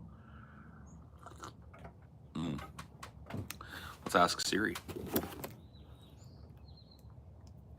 Do birds have taste buds? Yes, birds have taste buds. There you go. Can they taste salt, though, is the question. Can birds taste salt? Yes, birds can taste salt. Birds have a salt gland near their nostrils that concentrates the salt in their body, which is later sneezed out to the sea. This... They sneeze out their salt. Yeah, lizards do that same thing. Yeah. We used to call it okie blowing. Iggy would okie blow on you. It's just one of the things you were eventually going to get boogered. Yeah. Because if he was comfortable with you, he didn't do They it. don't have the same kind of kidney thing to process the salt, I guess. I They guess. just Just excretes out in different ways. Yeah. Paul, is Siri black now? My Siri has a little bit of an AAVE twinge. I just picked the one that sounded like the least annoying to me. And then Amelia said I picked the black lady. And I was like, oh, okay. Do they have salt for birds in their cage, or is it chalk deal for their beaks? I don't know. I haven't really ever kept a bird. I had an aunt and uncle that had an African gray parrot named Ziggy. But I've never really kept birds, so I don't know. Birds and reptiles are very similar, though. They're just little dinosaurs. Yeah. Yeah, they're very close cousins. Yeah. You could put it that way, I guess, right? They're warm-blooded reptiles with feathers, basically. Mm-hmm. What else do we want to know? I like asking Siri things. So we know that salting these flies, the birds are liking that. Because they have taste buds, so they know what should be tasting like. I kind of knew that, though, because Ziggy was a frosting freak. So for some reason, he was sitting on my Aunt Barbara's shoulder one day when she was making cupcakes, and she gave him a little nibble of frosting. And now, so they wouldn't feed him like whole tubs of it, but he would say, frosting, frosting, frosting. He liked frosting. What's the bird species with the longest lifespan? Which bird has the longest lifespan?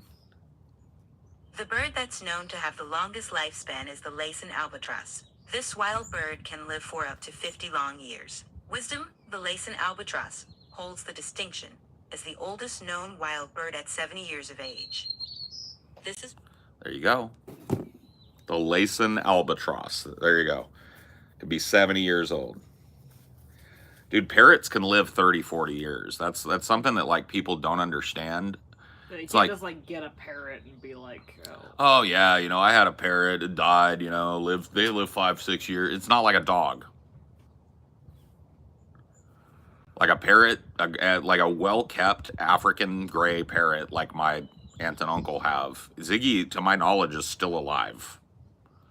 And he was alive when I was a child. So let's do the math on that shit. yeah. You get the little parakeets. Those are the ones that live like 5 to 8 years. Yeah, I mean the smaller ones. It's like a rat or a mouse. Yeah. Like smaller mammals don't live very long. Like hamsters are little heartbreakers because they're so cute and adorable, and then they just die. Dude, let me tell you guys a sad fucking story. I was going through a breakup. Right, my last girlfriend was leaving me. I was staying out of the apartment in a hotel so that she could pack her shit and I wouldn't be there and there wouldn't be any arguments or bullshit. I was just trying to be cool about it. And she had 2 hamsters, post-ham loan and a little dude named Zeno. And I loved these little animals. They were hers, right? So I never would have like expected her to leave them with me, but I loved these little animals. And she calls me one day. I'm in the middle of shooting a show. My phone blows up. So I'm trying to work through this breakup, living out of a hotel, the whole nine. I'm in the middle of the show. She calls me. I excuse myself. I get up. I'm like, what's up? She's blubbering. What happened?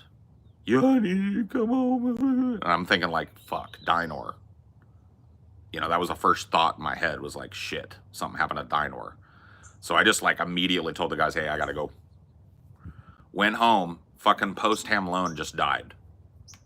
She brings his little corpse out to me. And I was just like, what the fuck? It's like, dude, how much can life chuck at you? You know what I mean?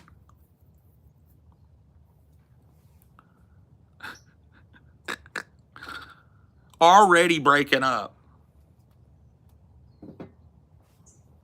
Paul, how many men have you kissed? Let me think.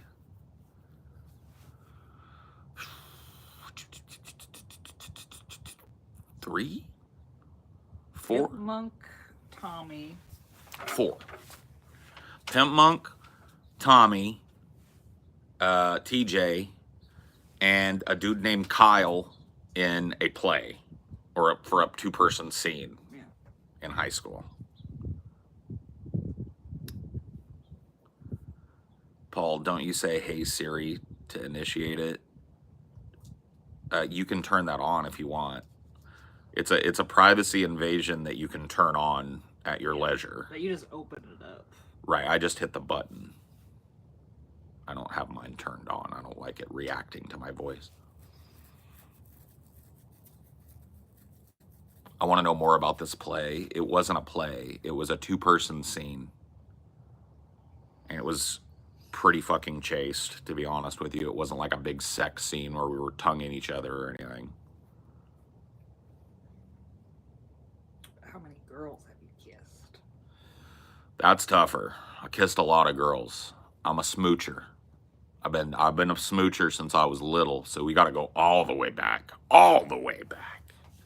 I don't know how many girls have I kissed. 1, 2, right off. 1, 2, buckle my shoe. 3, 4, shut the door. 5, 6, 7, 8, 9. Now we're on actual relationships. 10, 11, 12, 13, 14. Something like 14 or 15. 14 or 15 smooch body count. Yeah. Yeah. These lips have been around the block, bro.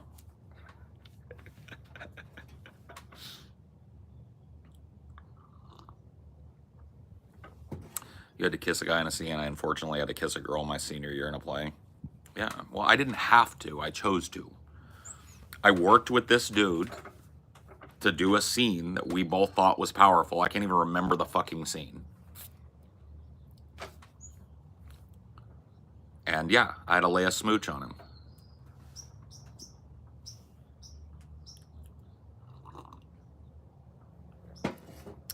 Oh my God, these fucking flies are still on me. Let's get them. They really are trying to kill us with numbers. Yeah, they really are. Got you.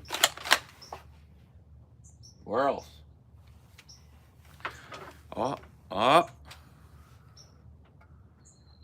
Where else? Come pester me some more, you motherfuckers. I'm ready now. Oh, there's one. One just blew by. Buddy. Oh, there's one there. Come on over here. Get in this cone. Right in here. And call it a fucking day. They're like hiding behind us. This one right here. I want him to land.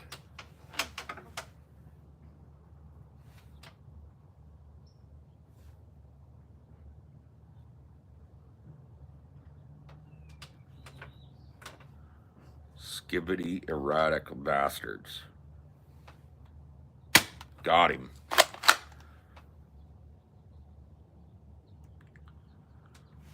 It's humane for them too. What? I said it's humane for them too. They just get knocked the fuck out. 1 second they're pestering and thinking they're winning, and the next second the lights go out. I know. They're out top. That little pill bug though. That pill bug can. Hell no, I would never shoot a pill bug. I love a pill bug. They don't ever bug no one. No, they're out there they're doing their own thing. Yeah. Just flies. Flies. I'll kill a hornet with this. I'll kill a black widow. A recluse. Yeah, brown recluse. Killed one of those the other day. Killed 2 of those.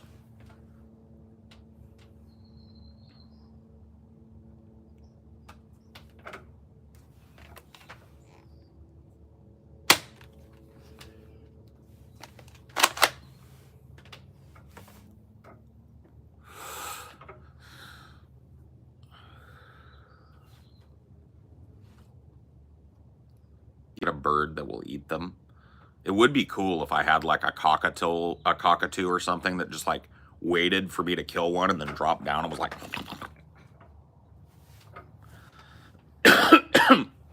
Is a pill bug a roly-poly? Yeah. Roly-poly bug or a pill bug.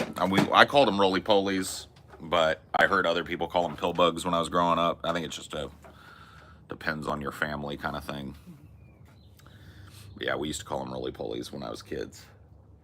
One of my favorite things to do as a kid was to go bug hunting. I used to love like just going out and seeing what we could find. I think they are isopods, aren't they? Or are they mollusks? No, they're not mollusks. I think they are isopods, right? Hold on. Fuck it. Siri. Hey Siri, are pill bugs isopods? Pill bugs are also known as woodlice and are a terrestrial crustacean group in the order Isopoda. Yes. This So they're isopods. Woodlice? I've never heard anyone call them a woodlice. Well, they eat decaying wood. Yeah. So wood louse. You would find them like probably if we ripped some of the bark off of that tree, I bet there's pill buggers in there. They just help trees break down the decaying matter that falls off of their trunks and shit. And when the trees fall over, they're part of the cycle that'll eat up and fiberize that wood back into the ground.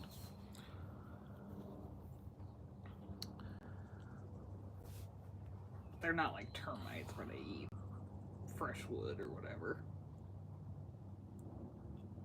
No, they're not actively trying to tear down a tree. They're eating decayed matter on a tree. So if a tree's got a dead limb, they'll help it They fall probably off. love this fence line because it's rotted. Oh yeah, that's why we're seeing them. I mean, there's rotten ass wood, and there's these trees. They shed bark down, and they like that shit. They're looking for that shit. But every time I see a pill bug, they're over here, because right over there in that corner, dude, that's just sumped. Yeah. They may as well just tear that fucking down. This wood is ruined, and it's gonna be like so expensive for them to fix this too. This is such a nice fence here. But Cedar. they still didn't seal it right. No, they didn't. They didn't do right by it for whatever reason. I don't know if the other side of it is sealed and painted.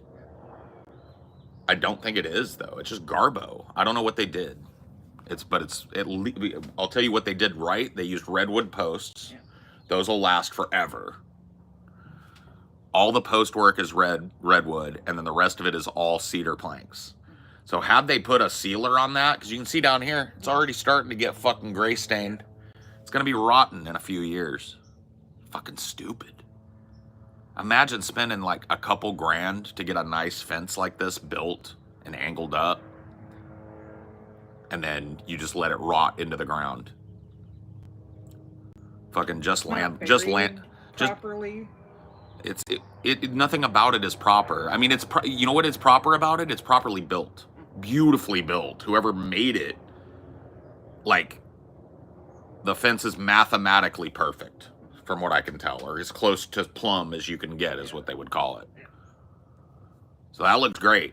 But they didn't build it to last very It's long. not teeter-tottering up and down like a bunch of crooked teeth. The pickets are all fucking uniform as far as I can tell, or close to it. You ain't got no angles off. Everything looks good. So, and it's high quality materials. I can't fault that. But it's just like the people that own these properties are letting it rot into the ground because they would rather let it rot into the ground than pay the $300 to pay somebody to come out here and seal it properly. And so they're going to end up paying $2,000 to replace it. In another 10 years. Yeah. Just landlord thought processes, by the way.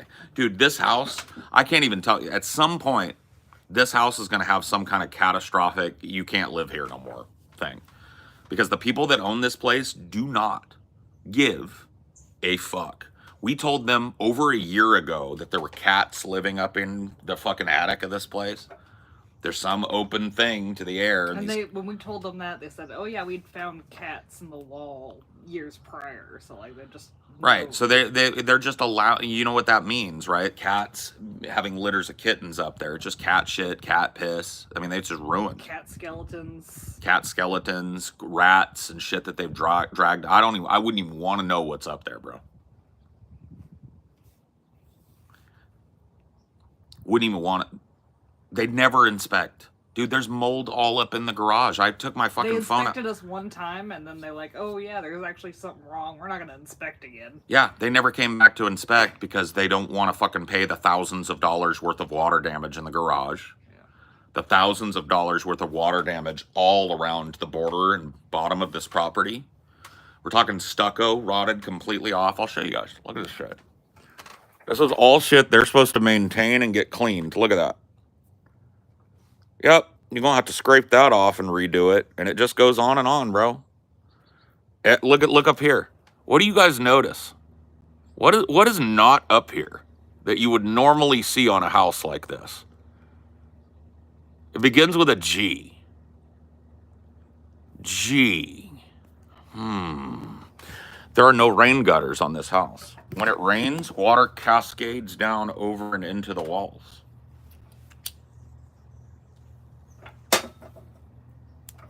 We've told them about these problems. They're aware of these problems. They would rather let this house crumble and fall into its own footprint with somebody living in it than ever reinvest some money into keeping this fucking They've shit. taken photos, they've documented it, like they know. They've been told.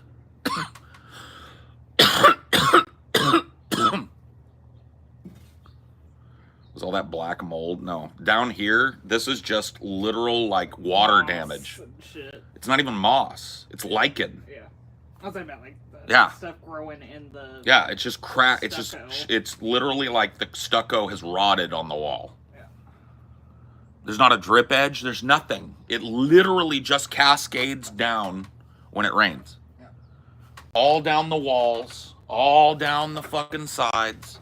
There's one little section of gutter in the Giant, like they haven't leveled this place out. There's a giant puddle area here Yeah. that just pools water. Up in front, same thing, right up against the house. Giant puddle every time it rains. Just ruining the house. Paul, you can withhold rent though? If I want to go through the fucking process of it, yeah, I could. But you know what would end up happening? The landlord would end up spending money.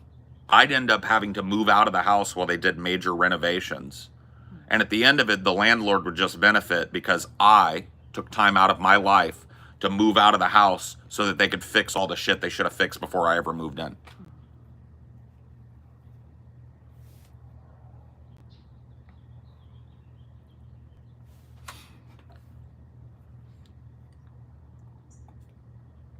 And yeah, the right to repair for ourselves, it has to be no more than a month's rent, and there's more than a month's rent worth of repairs that need to be done. That's the right to repair. Yeah. That's if I wanted to spend money, I could. Yeah. Fuck you. Yeah. Mm-mm.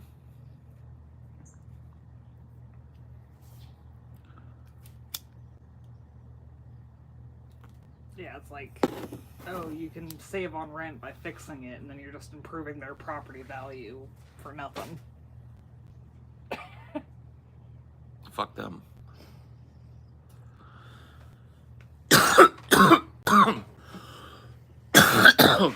When was the last time you owned?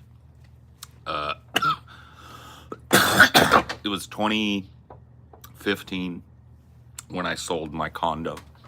I bought a condo when I was 21 or 22. And I held on to it until I was in my late 30s.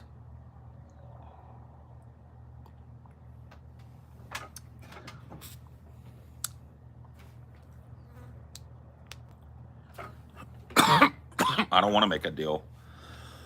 I already made a deal with them. It's called a rental contract.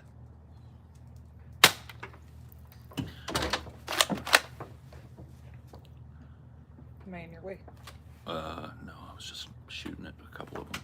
Looks like they've cleared out. Watch out for that anymore.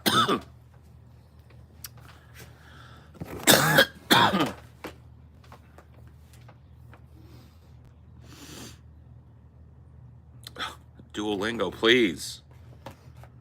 Leave me alone, you little judgmental owl, okay? I will do my thing today. I promise. Not right this minute. Such a judgmental little turd.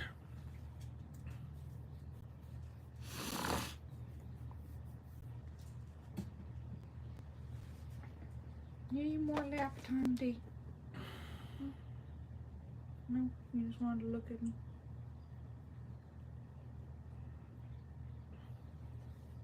Let me get some of these bad boogies. No.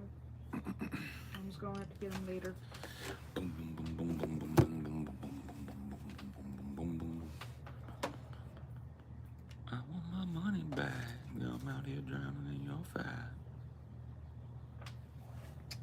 Yep. Ultimately, housing should be decommodified, but I don't know what that looks like. It doesn't work under our current arrangement, so that means our current arrangement is going to have to fundamentally change for the decommod. But like ultimately, that's if I have a political prescription or goal, that's one of them, right? The complete and utter decommodification of housing, the decommodification of all basic human need. Period. Like, I don't think people should have to pay for food. I don't think people should have to pay for shelter. I don't think people should have to pay for water. I think that your basic, or healthcare, if you get sick, I don't think a dime should come out of your pocket to get well.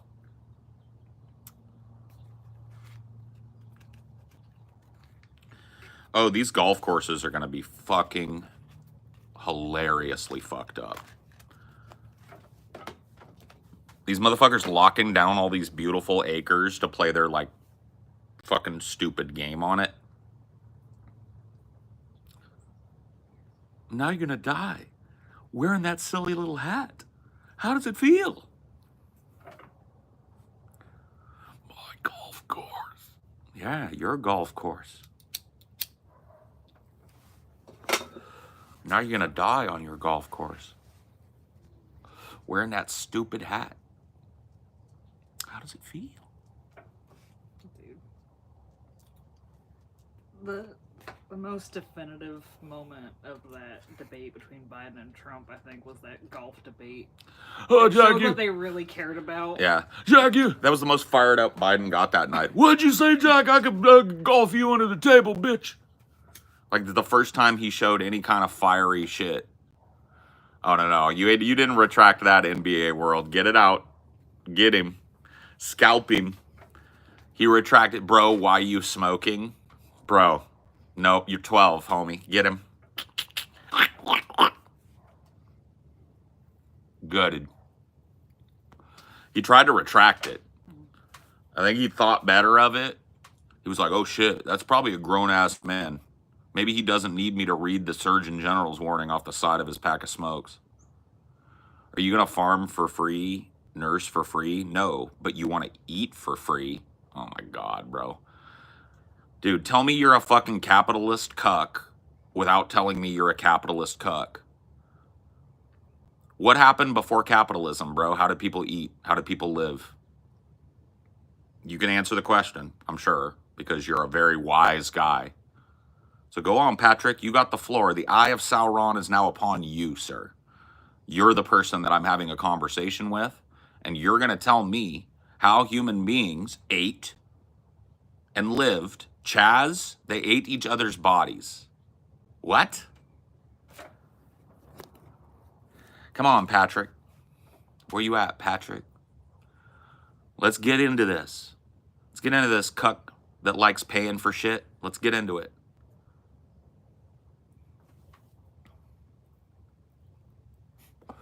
Tampon Tim. Are you guys really trying to make that one stick, dude?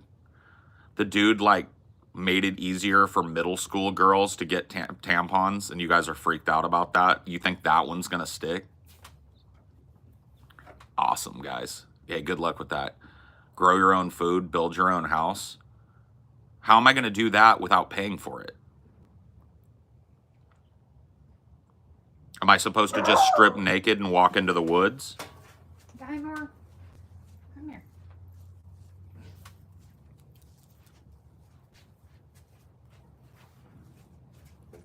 Rich coming from the party of pregnant man. Bro, are you brain broke by the culture war? Or what, Slick Rick? Now the eye of Sauron is on you too. I'm gonna double deal you two motherfuckers. Alright? So now you got the eye upon you too. Dude, how broken is your brain, bro? When's the last time you tuned out of like Fox News and Freedom News and Steven Crowder and shit? Like how many hours a week do you think you're spending listening to people like Ben Shapiro, Steven Crowder, Matt Walsh telling you what you think? More like slow Rick, yeah, dude. Shit Rick. Would you vote Dem if Walz was the nominee instead of Harris? Maybe. Depends on what Walz's platform would be, right? If Walz's platform was just Joe Biden's platform, no. Paul, do you think Joe Rogan is stupid or a right-wing grifter? I don't think he's a right-wing grifter, so I guess stupid, if you're giving me that binary. He's admitted as much.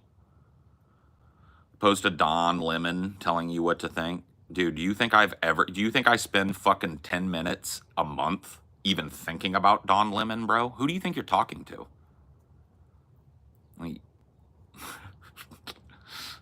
Bro, yeah, you're not talking to the average brain-broken culture war turbo lib here. You're talking to a blue-collar leftist. So let's get on a face-to-face basis. And then let's continue this conversation. Okay? You're not talking to a fucking soccer mom shit lib that cares about what pronouns you choose to use when you describe a human being.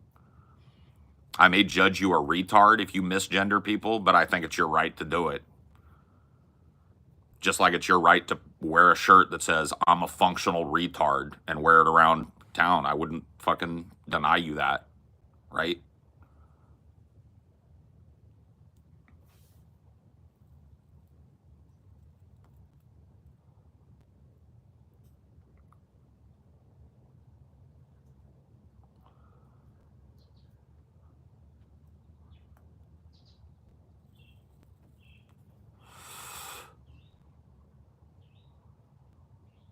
You can misgender whoever you want, but freedom of speech is not freedom from consequence. You can functionally, you have vocal cords and a brain that can assemble the words. You can say anything you want.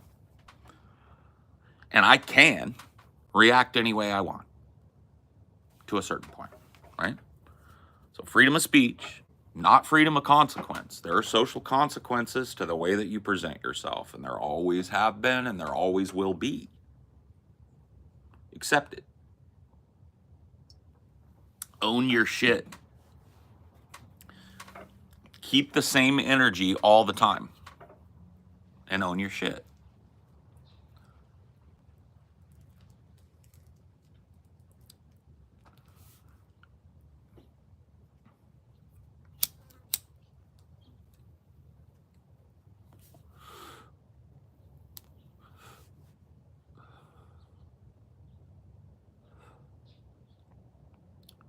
Remember, the cops don't prevent crimes, they only react to them. If you want to misgender me, it's going to take a few minutes for them to get here.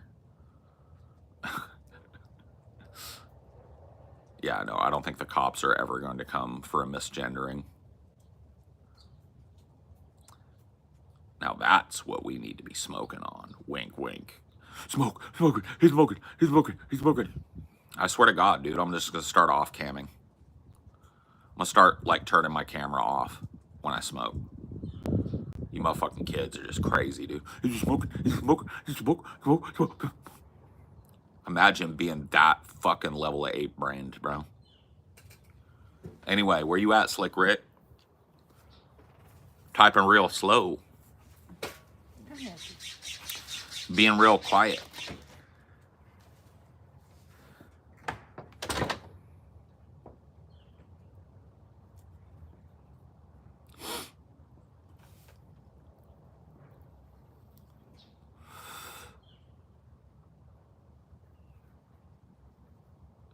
Yeah, that's true. The cops may come after the fact if you want to push charges and shit, and you got, but yeah. Unless there's a cop standing right there, somebody decides to punch you in your fucking face. Guess you're gonna have to deal with your consequence.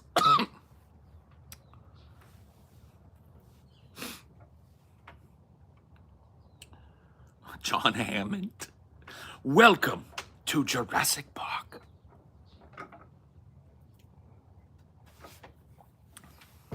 $700 billion invested, and the only person on my side is the blood-sucking lawyer. Thank you.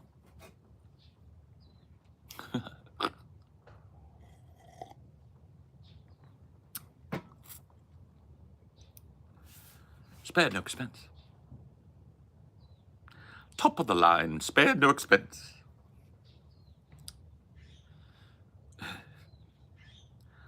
Any thoughts on the UN pact a couple of days ago? Tune in to Onion Nuggets tonight to find out. Yeah, I'll be talking about like recent news shit for at least like 3 or 4 hours today, so we're gonna keep that tucked.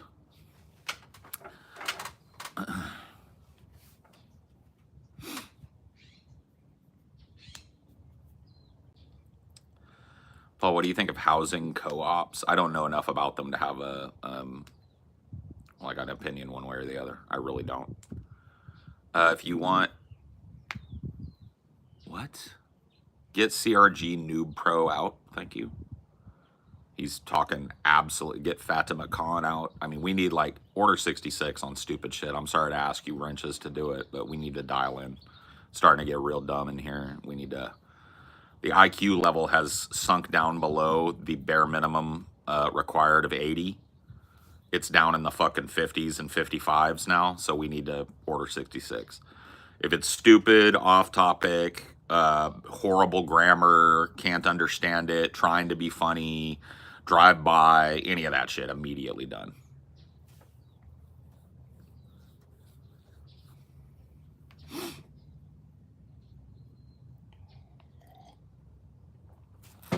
Okay, there's another crop of these little fucking flying terrorists around for me to shoot at.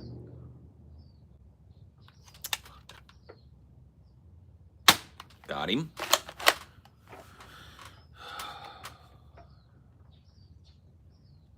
Where you at, homies? There's one down there. Ooh, God damn it. I almost knocked you guys into oblivion.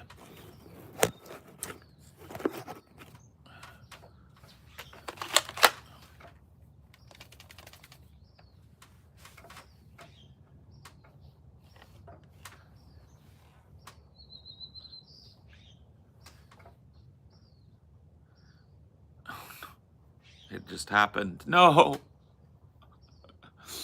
Why? When I'm looking for flies.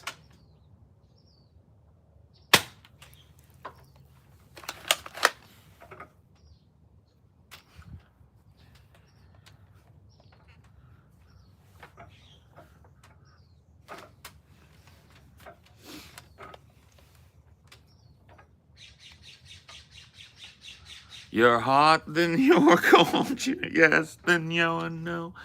You're in, then you're out. You up, then you're down. You're wrong, then you're right. It's black, then it's white. We fight, we break up. Kiss, we make up. It just happened, bro. It just happened. I was aiming at a fly, and it was like, you're hot, then you. It just jumped. I haven't been able to shed it quite yet. It was better yesterday, though, I'll tell you that. Hot, cold, yes, no, up, down, left, right, black, white. Fight, break up. Kiss, make up.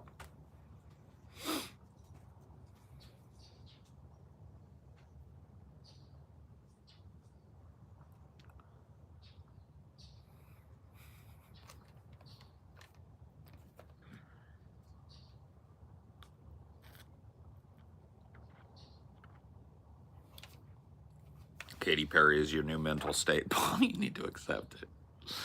I don't want to accept it. I don't want to. Get over in front of me, you fuck. If you got any balls on you, get in front of me. We'll see what's what.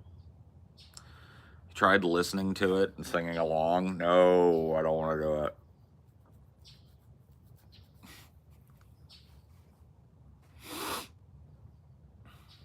It's just been stuck in there for a minute, okay? It'll get out. I just have to trust the process. Oh, God.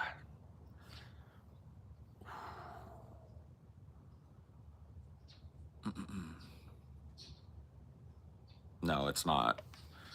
It's just gonna fucking reinforce it, okay? At this point, I haven't heard that song in probably a decade. So it's all just in my memory. And if I make it clearer, it's just gonna hurt me. Trust me, I know this. I've struggled with earworm syndrome, okay? My whole life. Miley Cyrus had a couple of them, yeah. I don't know that one. Flowers, I don't know that one. I know Wrecking Ball. I remember that one. It's the longest earworm you have. I have one that still crops up that I've had since I was a little kid. And it is Michigan J. Frog. Yeah. Guess who got a treat for letting Mom get all his eye boogies? Oh, what a good guy. That's why his face is all wet, because I had to get all his eye boogies. Mom got your bugs, dude. Hello, my baby. Hello, my honey. Hello, my ragtime gal. That's the longest earworm for me. I've had that one since before kindergarten. I watched Michigan J. Frog, which is like still one of my favorite Looney Tunes ever. I just love how bleak it is. Like, it just like means so much different thing. It's so much different. It hits different now that I'm old. But Michigan J. Frog singing that. Come on, baby, do the Michigan rag. Come on, baby, do the Michigan rag. Dude. Yeah. The Spaceballs alien, when it pops out, it does that. Hello, my baby. Hello, my honey. Hello, my ragtime gal. Comes out with like a top hat and a baton and a spotlight hits it. It's just good, dude. Dude, there are some things, I love talking about this. There is some shit that hits so fucking different now for me. There's this cartoon. Okay, my mom bought, because back in the day, no internet, right? So you had to buy these like bootleg tapes. So in the VHS era, my mom would go to the swap meet and she would buy these like tapes that people had made of old cartoons, right? She brought us home this tape of old like Warner Brothers, exclusively Warner Brothers cartoons, but going all the way back to like the Silver Age. So we're talking about like contemporaries of Steamboat Willie, kind of like old cartoons. And one of them is called The Pincushion Man. Bro, I will tell you this right now, dude. The Pincushion Man hits so different now as an adult. I saw it when I was a kid and it stuck in my head. Let's see. Pincushion Man. Yeah, Balloon Land, 1935.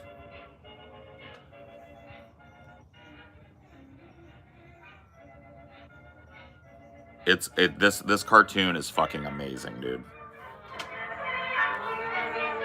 Just watch a little of it. Got all the like little balloon people, right? Chilling.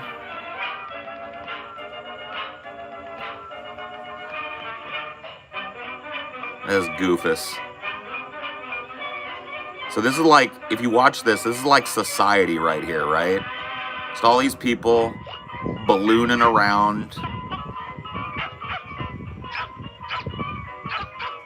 Right? All full of hot air, right? Look at this. Collecting balloon sap. Making rubber balls. throwing the rubber into the machine. Look at him. Wear a pin. Yep, a new idiot is born. Have a care, you're just filled with air. A single pin would rip your skin, and the pin cushion man in the forest there would pop you both if you don't take care. Oh, such trash! In the flash, I will settle his hash. I'll bust right in and twist his chin. I'll get rough, I'll get tough, I'll just call his bluff. Oh no, please, oh please don't go. Oh, come on. I'm coming. Idiot. You now, yeah, now you're at the door. Now you're in the wild forest. I'm scared. Should be. Much. Oh!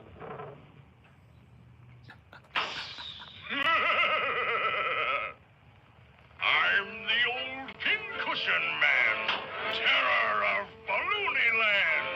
Folks all hate me, how they hate me, tickles me the way they rate me. Always have a pin at hand, that's the reason I am panned. How I stop 'em when I pop 'em.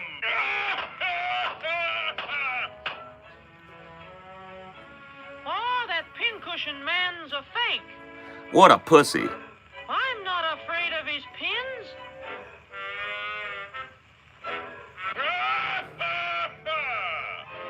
So you're not afraid of pins?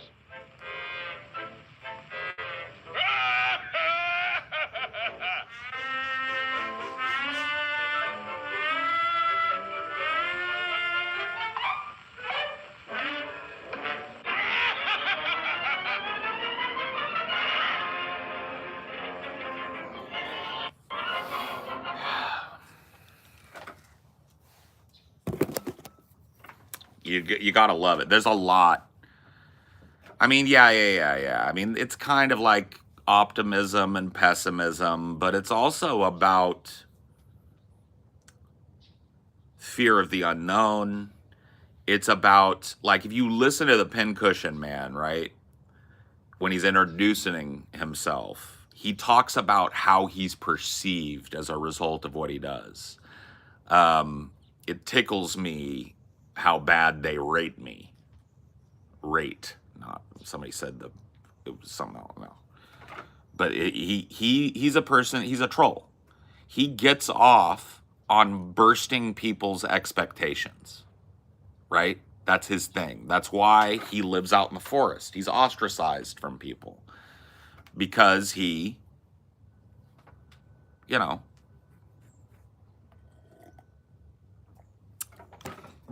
he dispels people's illusions. He revels in the darkness and the negativity. He likes to pop people's illusions of safety and illusions of centrality in their lives.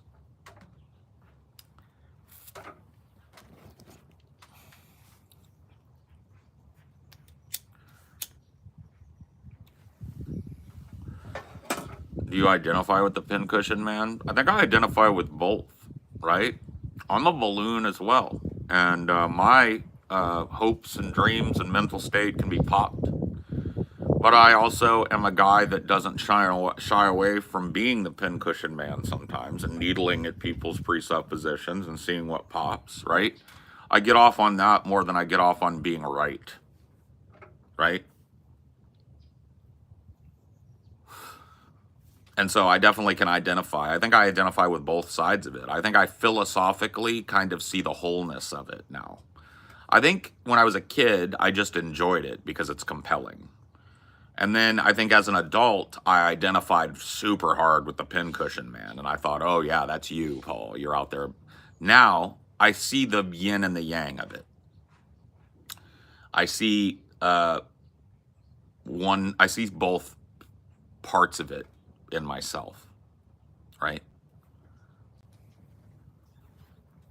And I think everybody travels freely between that. Everybody has been the pincushion man. I don't care how nice you are. I don't care how kind you are. everybody is the pincushion man. Everybody is the balloon people, right? There's a little Tao in everything, Phoebes. Like, honestly. You see these opposing but mutually but interdependent forces, right? All everywhere. And that's the Tao, right?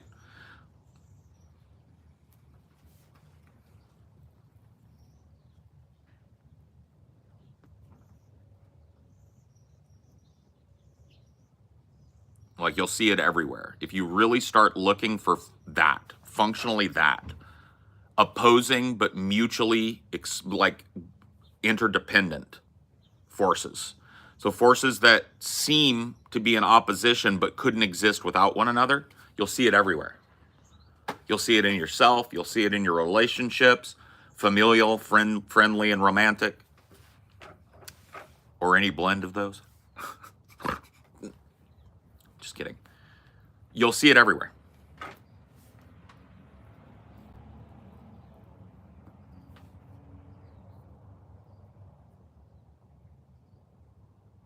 The dark side of the loon. Yeah.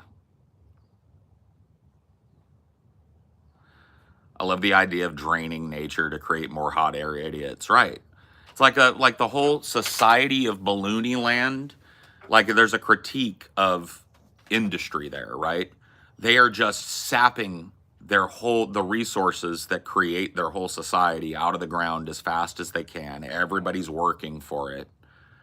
And the end result of it is they're just filling more idiots up with just making babies that'll continue the cycle endlessly.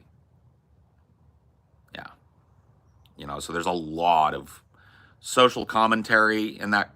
But see, in the 30s, that was a 1934 cartoon, which is wild to me, right? But think about it from that perspective. These cartoons were not just made for kids. These were shown before movies. And so there was artistry, and there was, you know, a lot more humanity in them and a lot less advertising, you know? So they had something to say. And whether or not you picked up on it didn't really matter. The level to which you could enjoy, theoretically, these, you know, pieces of...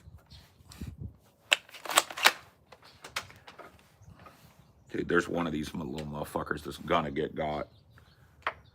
I guarantee he's about to get got. Yeah, come over here again. There you go. Get it. Fuck face.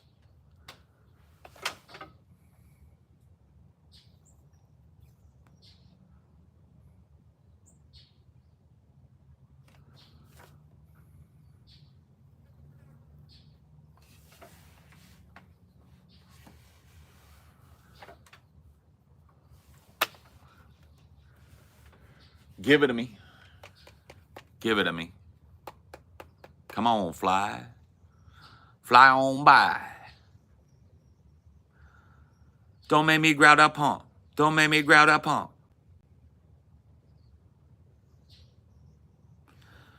I got 50 in my trunk. 50 in my trunk. Don't make me grab that pump. Don't make me grab that pump.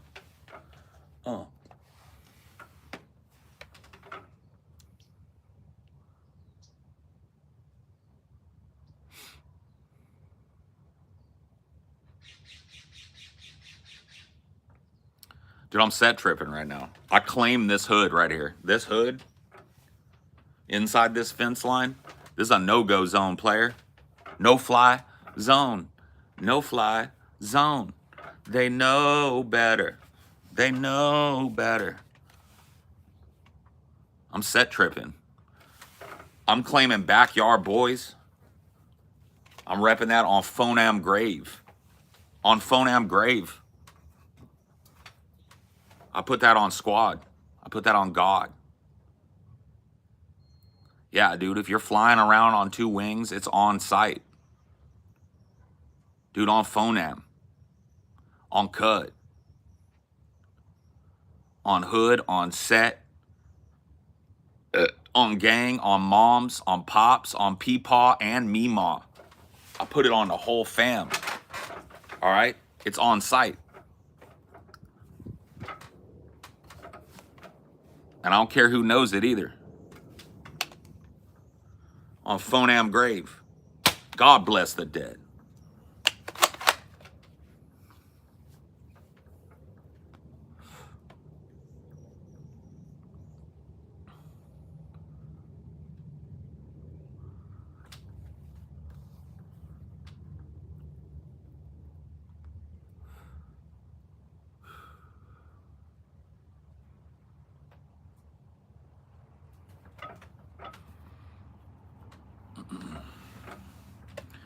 Does the fly gun work good? I killed 3 flies while I was giving that monologue. What does that tell you?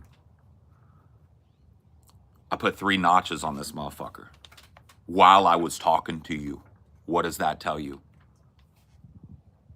This pump puts motherfuckers cold in the ground. Surgical with this bitch. How you want it? How you want it? How you want it, Jake? How you want it? Waist down. How you want it, Jake?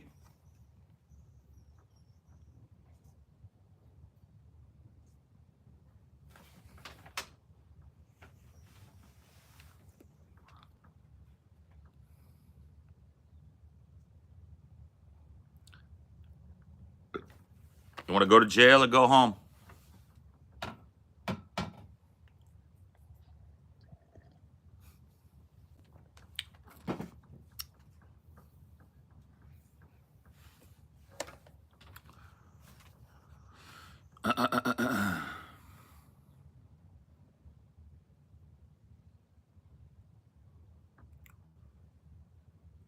Backyard boy for life. You don't run up in the trap, dude. You don't fly up in the trap. This trap is logged down. And we're really out here doing this, too. There's other motherfuckers like perpetrating, rapping about it. We really out here, dude. Smiles and cries. I see what you're saying, man. No, man. I see what you're saying. Smiles and cries. I get you. Smiles and cries. Yeah. You gotta control your smiles and your cries.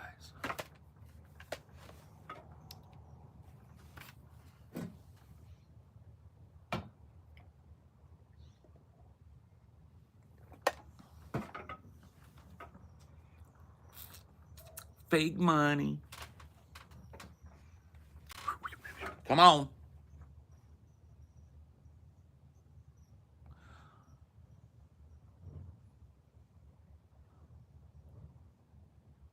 Gonna ride or die. La da da da da da da.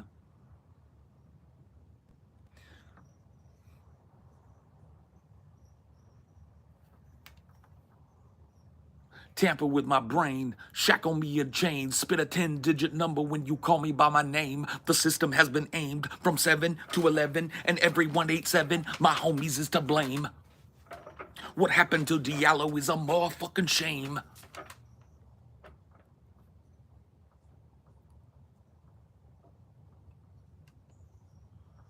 You rap now? Dude, I'm just hard as fuck. That's just street poetry. Off the dome, too. Off the dome piece.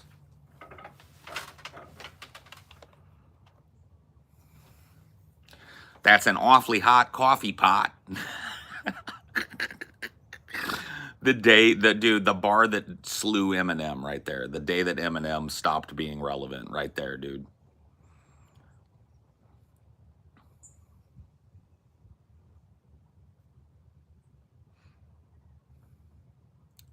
Hi, can you rap?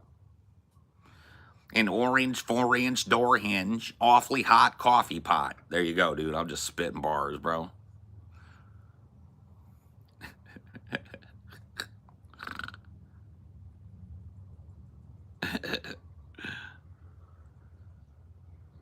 Whatever, bro.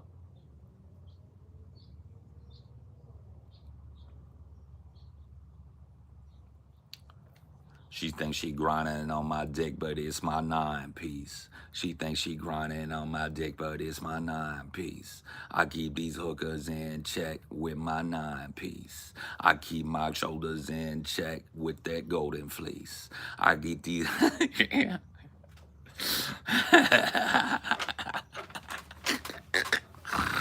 Yeah.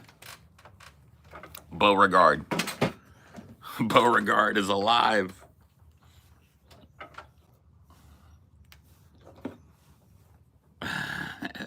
Oh shit, that's a big motherfucking fly. Oh, you dead motherfucker now. Oh shit.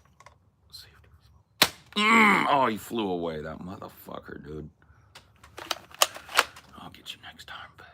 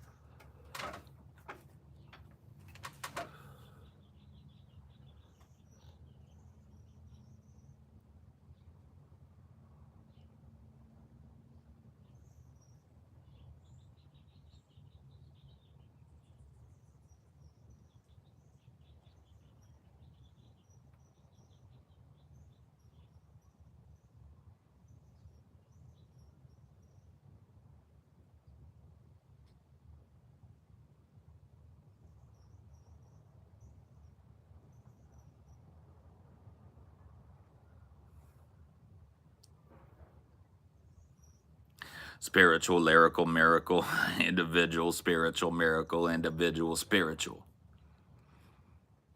It only shoots the finest salt from Salt Rackus, yes. The spice melange. Sight beyond sight. Lying somewhere, fucker, all right? Quit buzzing about it and be about it.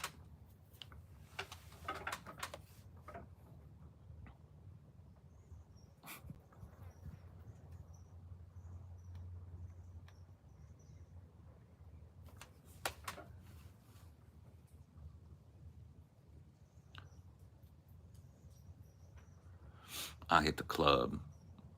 Not even looking for a chub. I'm just here to pick the bag up and run. I got a gun.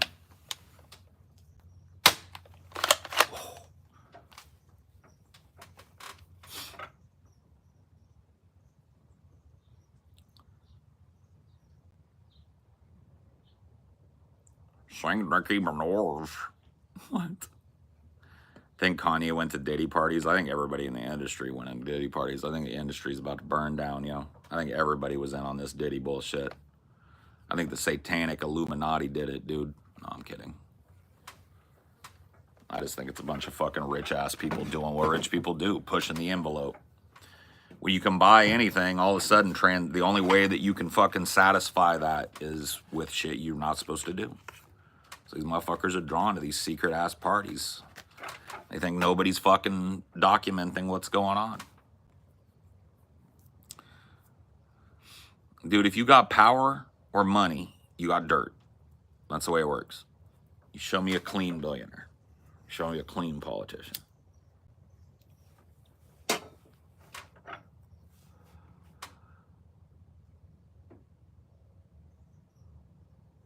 Read aloud? No, dude, I ain't summoning no fucking demon, bro.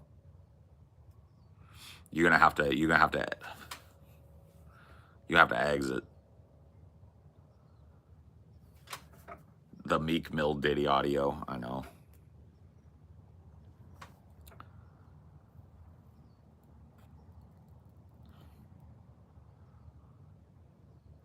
Have you ever traveled anywhere recently? And where would you go if you could now? Dude, should I say this crazy ass Latin shit right here, bro? Oh shit, dude. Dude, I know some of this, bro. This ain't good. Diabolica, bro. Incursio? No, bro. No, dude. See, I'm an atheist, bro, but I don't, dude. I don't tamper with the dark side, bro. Okay? I hedge my bets. That's some wild shit you just typed up in here, bro. No, I'm not, because I tell you what, you give me what to say to put the demon on all these people, and I'll say it. How about that? You cook me up one that would summon the demon, but it visits everybody in here that was like, summon it, dude. All right. And then I'll do it.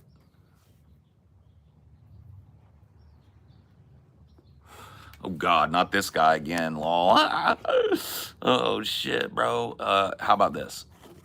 Now you won't even ever have to worry about seeing it again, bro. I just escorted you out. Dude, I said, dude, you know what just happened to you? Like like if you took it out of the context, in the real world, a big, huge, chunky, fat, fucking bald dude just put his big old fucking ham of a hand on your shoulder and was just like, you gonna have to leave, homie. You just got escorted and dumped out front of the joint, bro. Probably out back of the joint.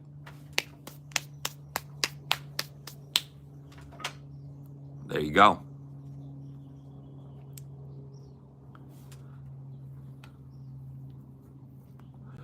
Too stupid to chill here.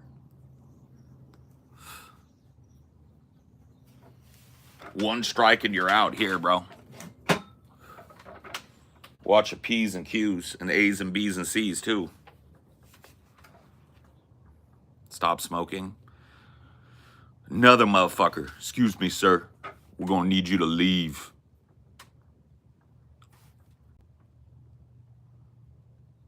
Sorry, grown-ass men only. Grown-ass adults only. You're gonna have to leave.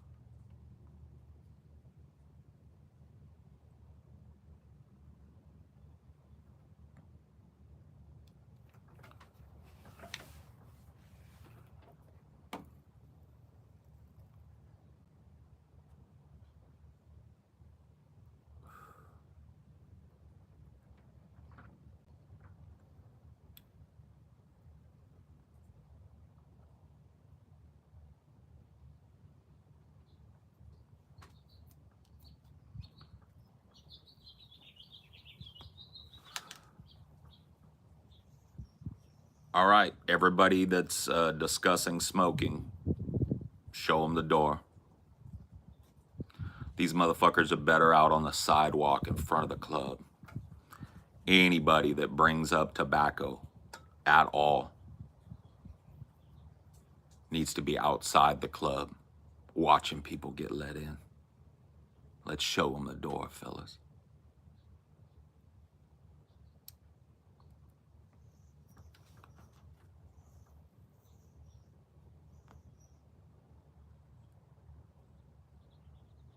Somebody accidentally started letting lames in. Goofies. Every goofy out. No goofy zone. Show them out, fellas. I do it myself, but I don't want to get my hands dirty touching these motherfuckers. Keep it Ving Rhames in this bitch.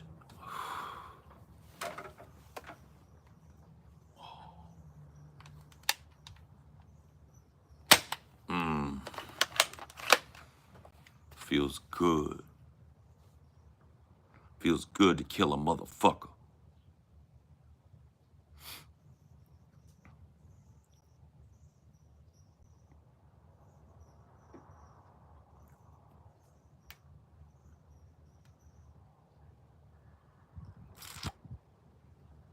Anybody else?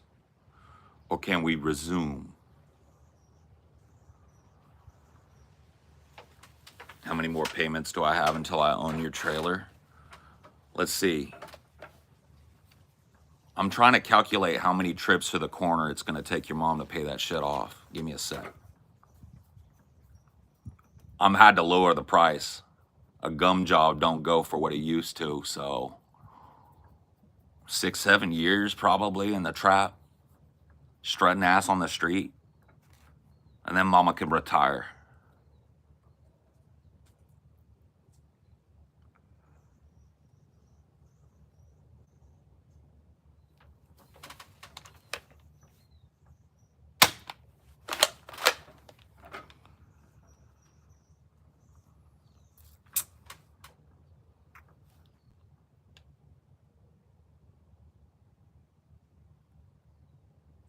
But don't worry, she can keep living there while she's working it off with that ass.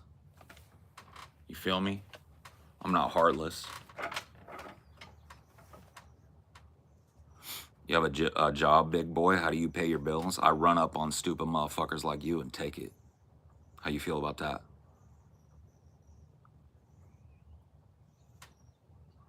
You feel me?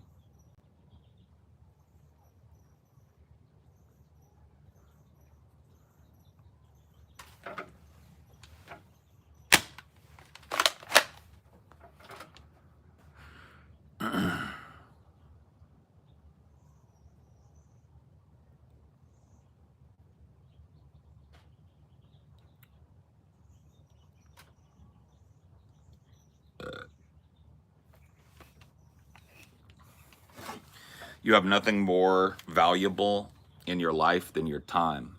How many motherfuckers are handing me theirs right now? Think about it.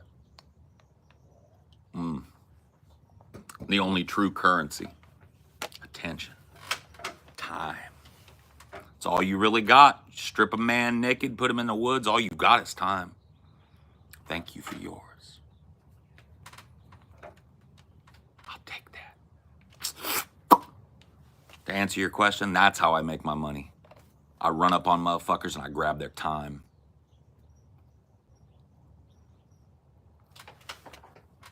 I'm a time bandit. Snatch your motherfucking free time.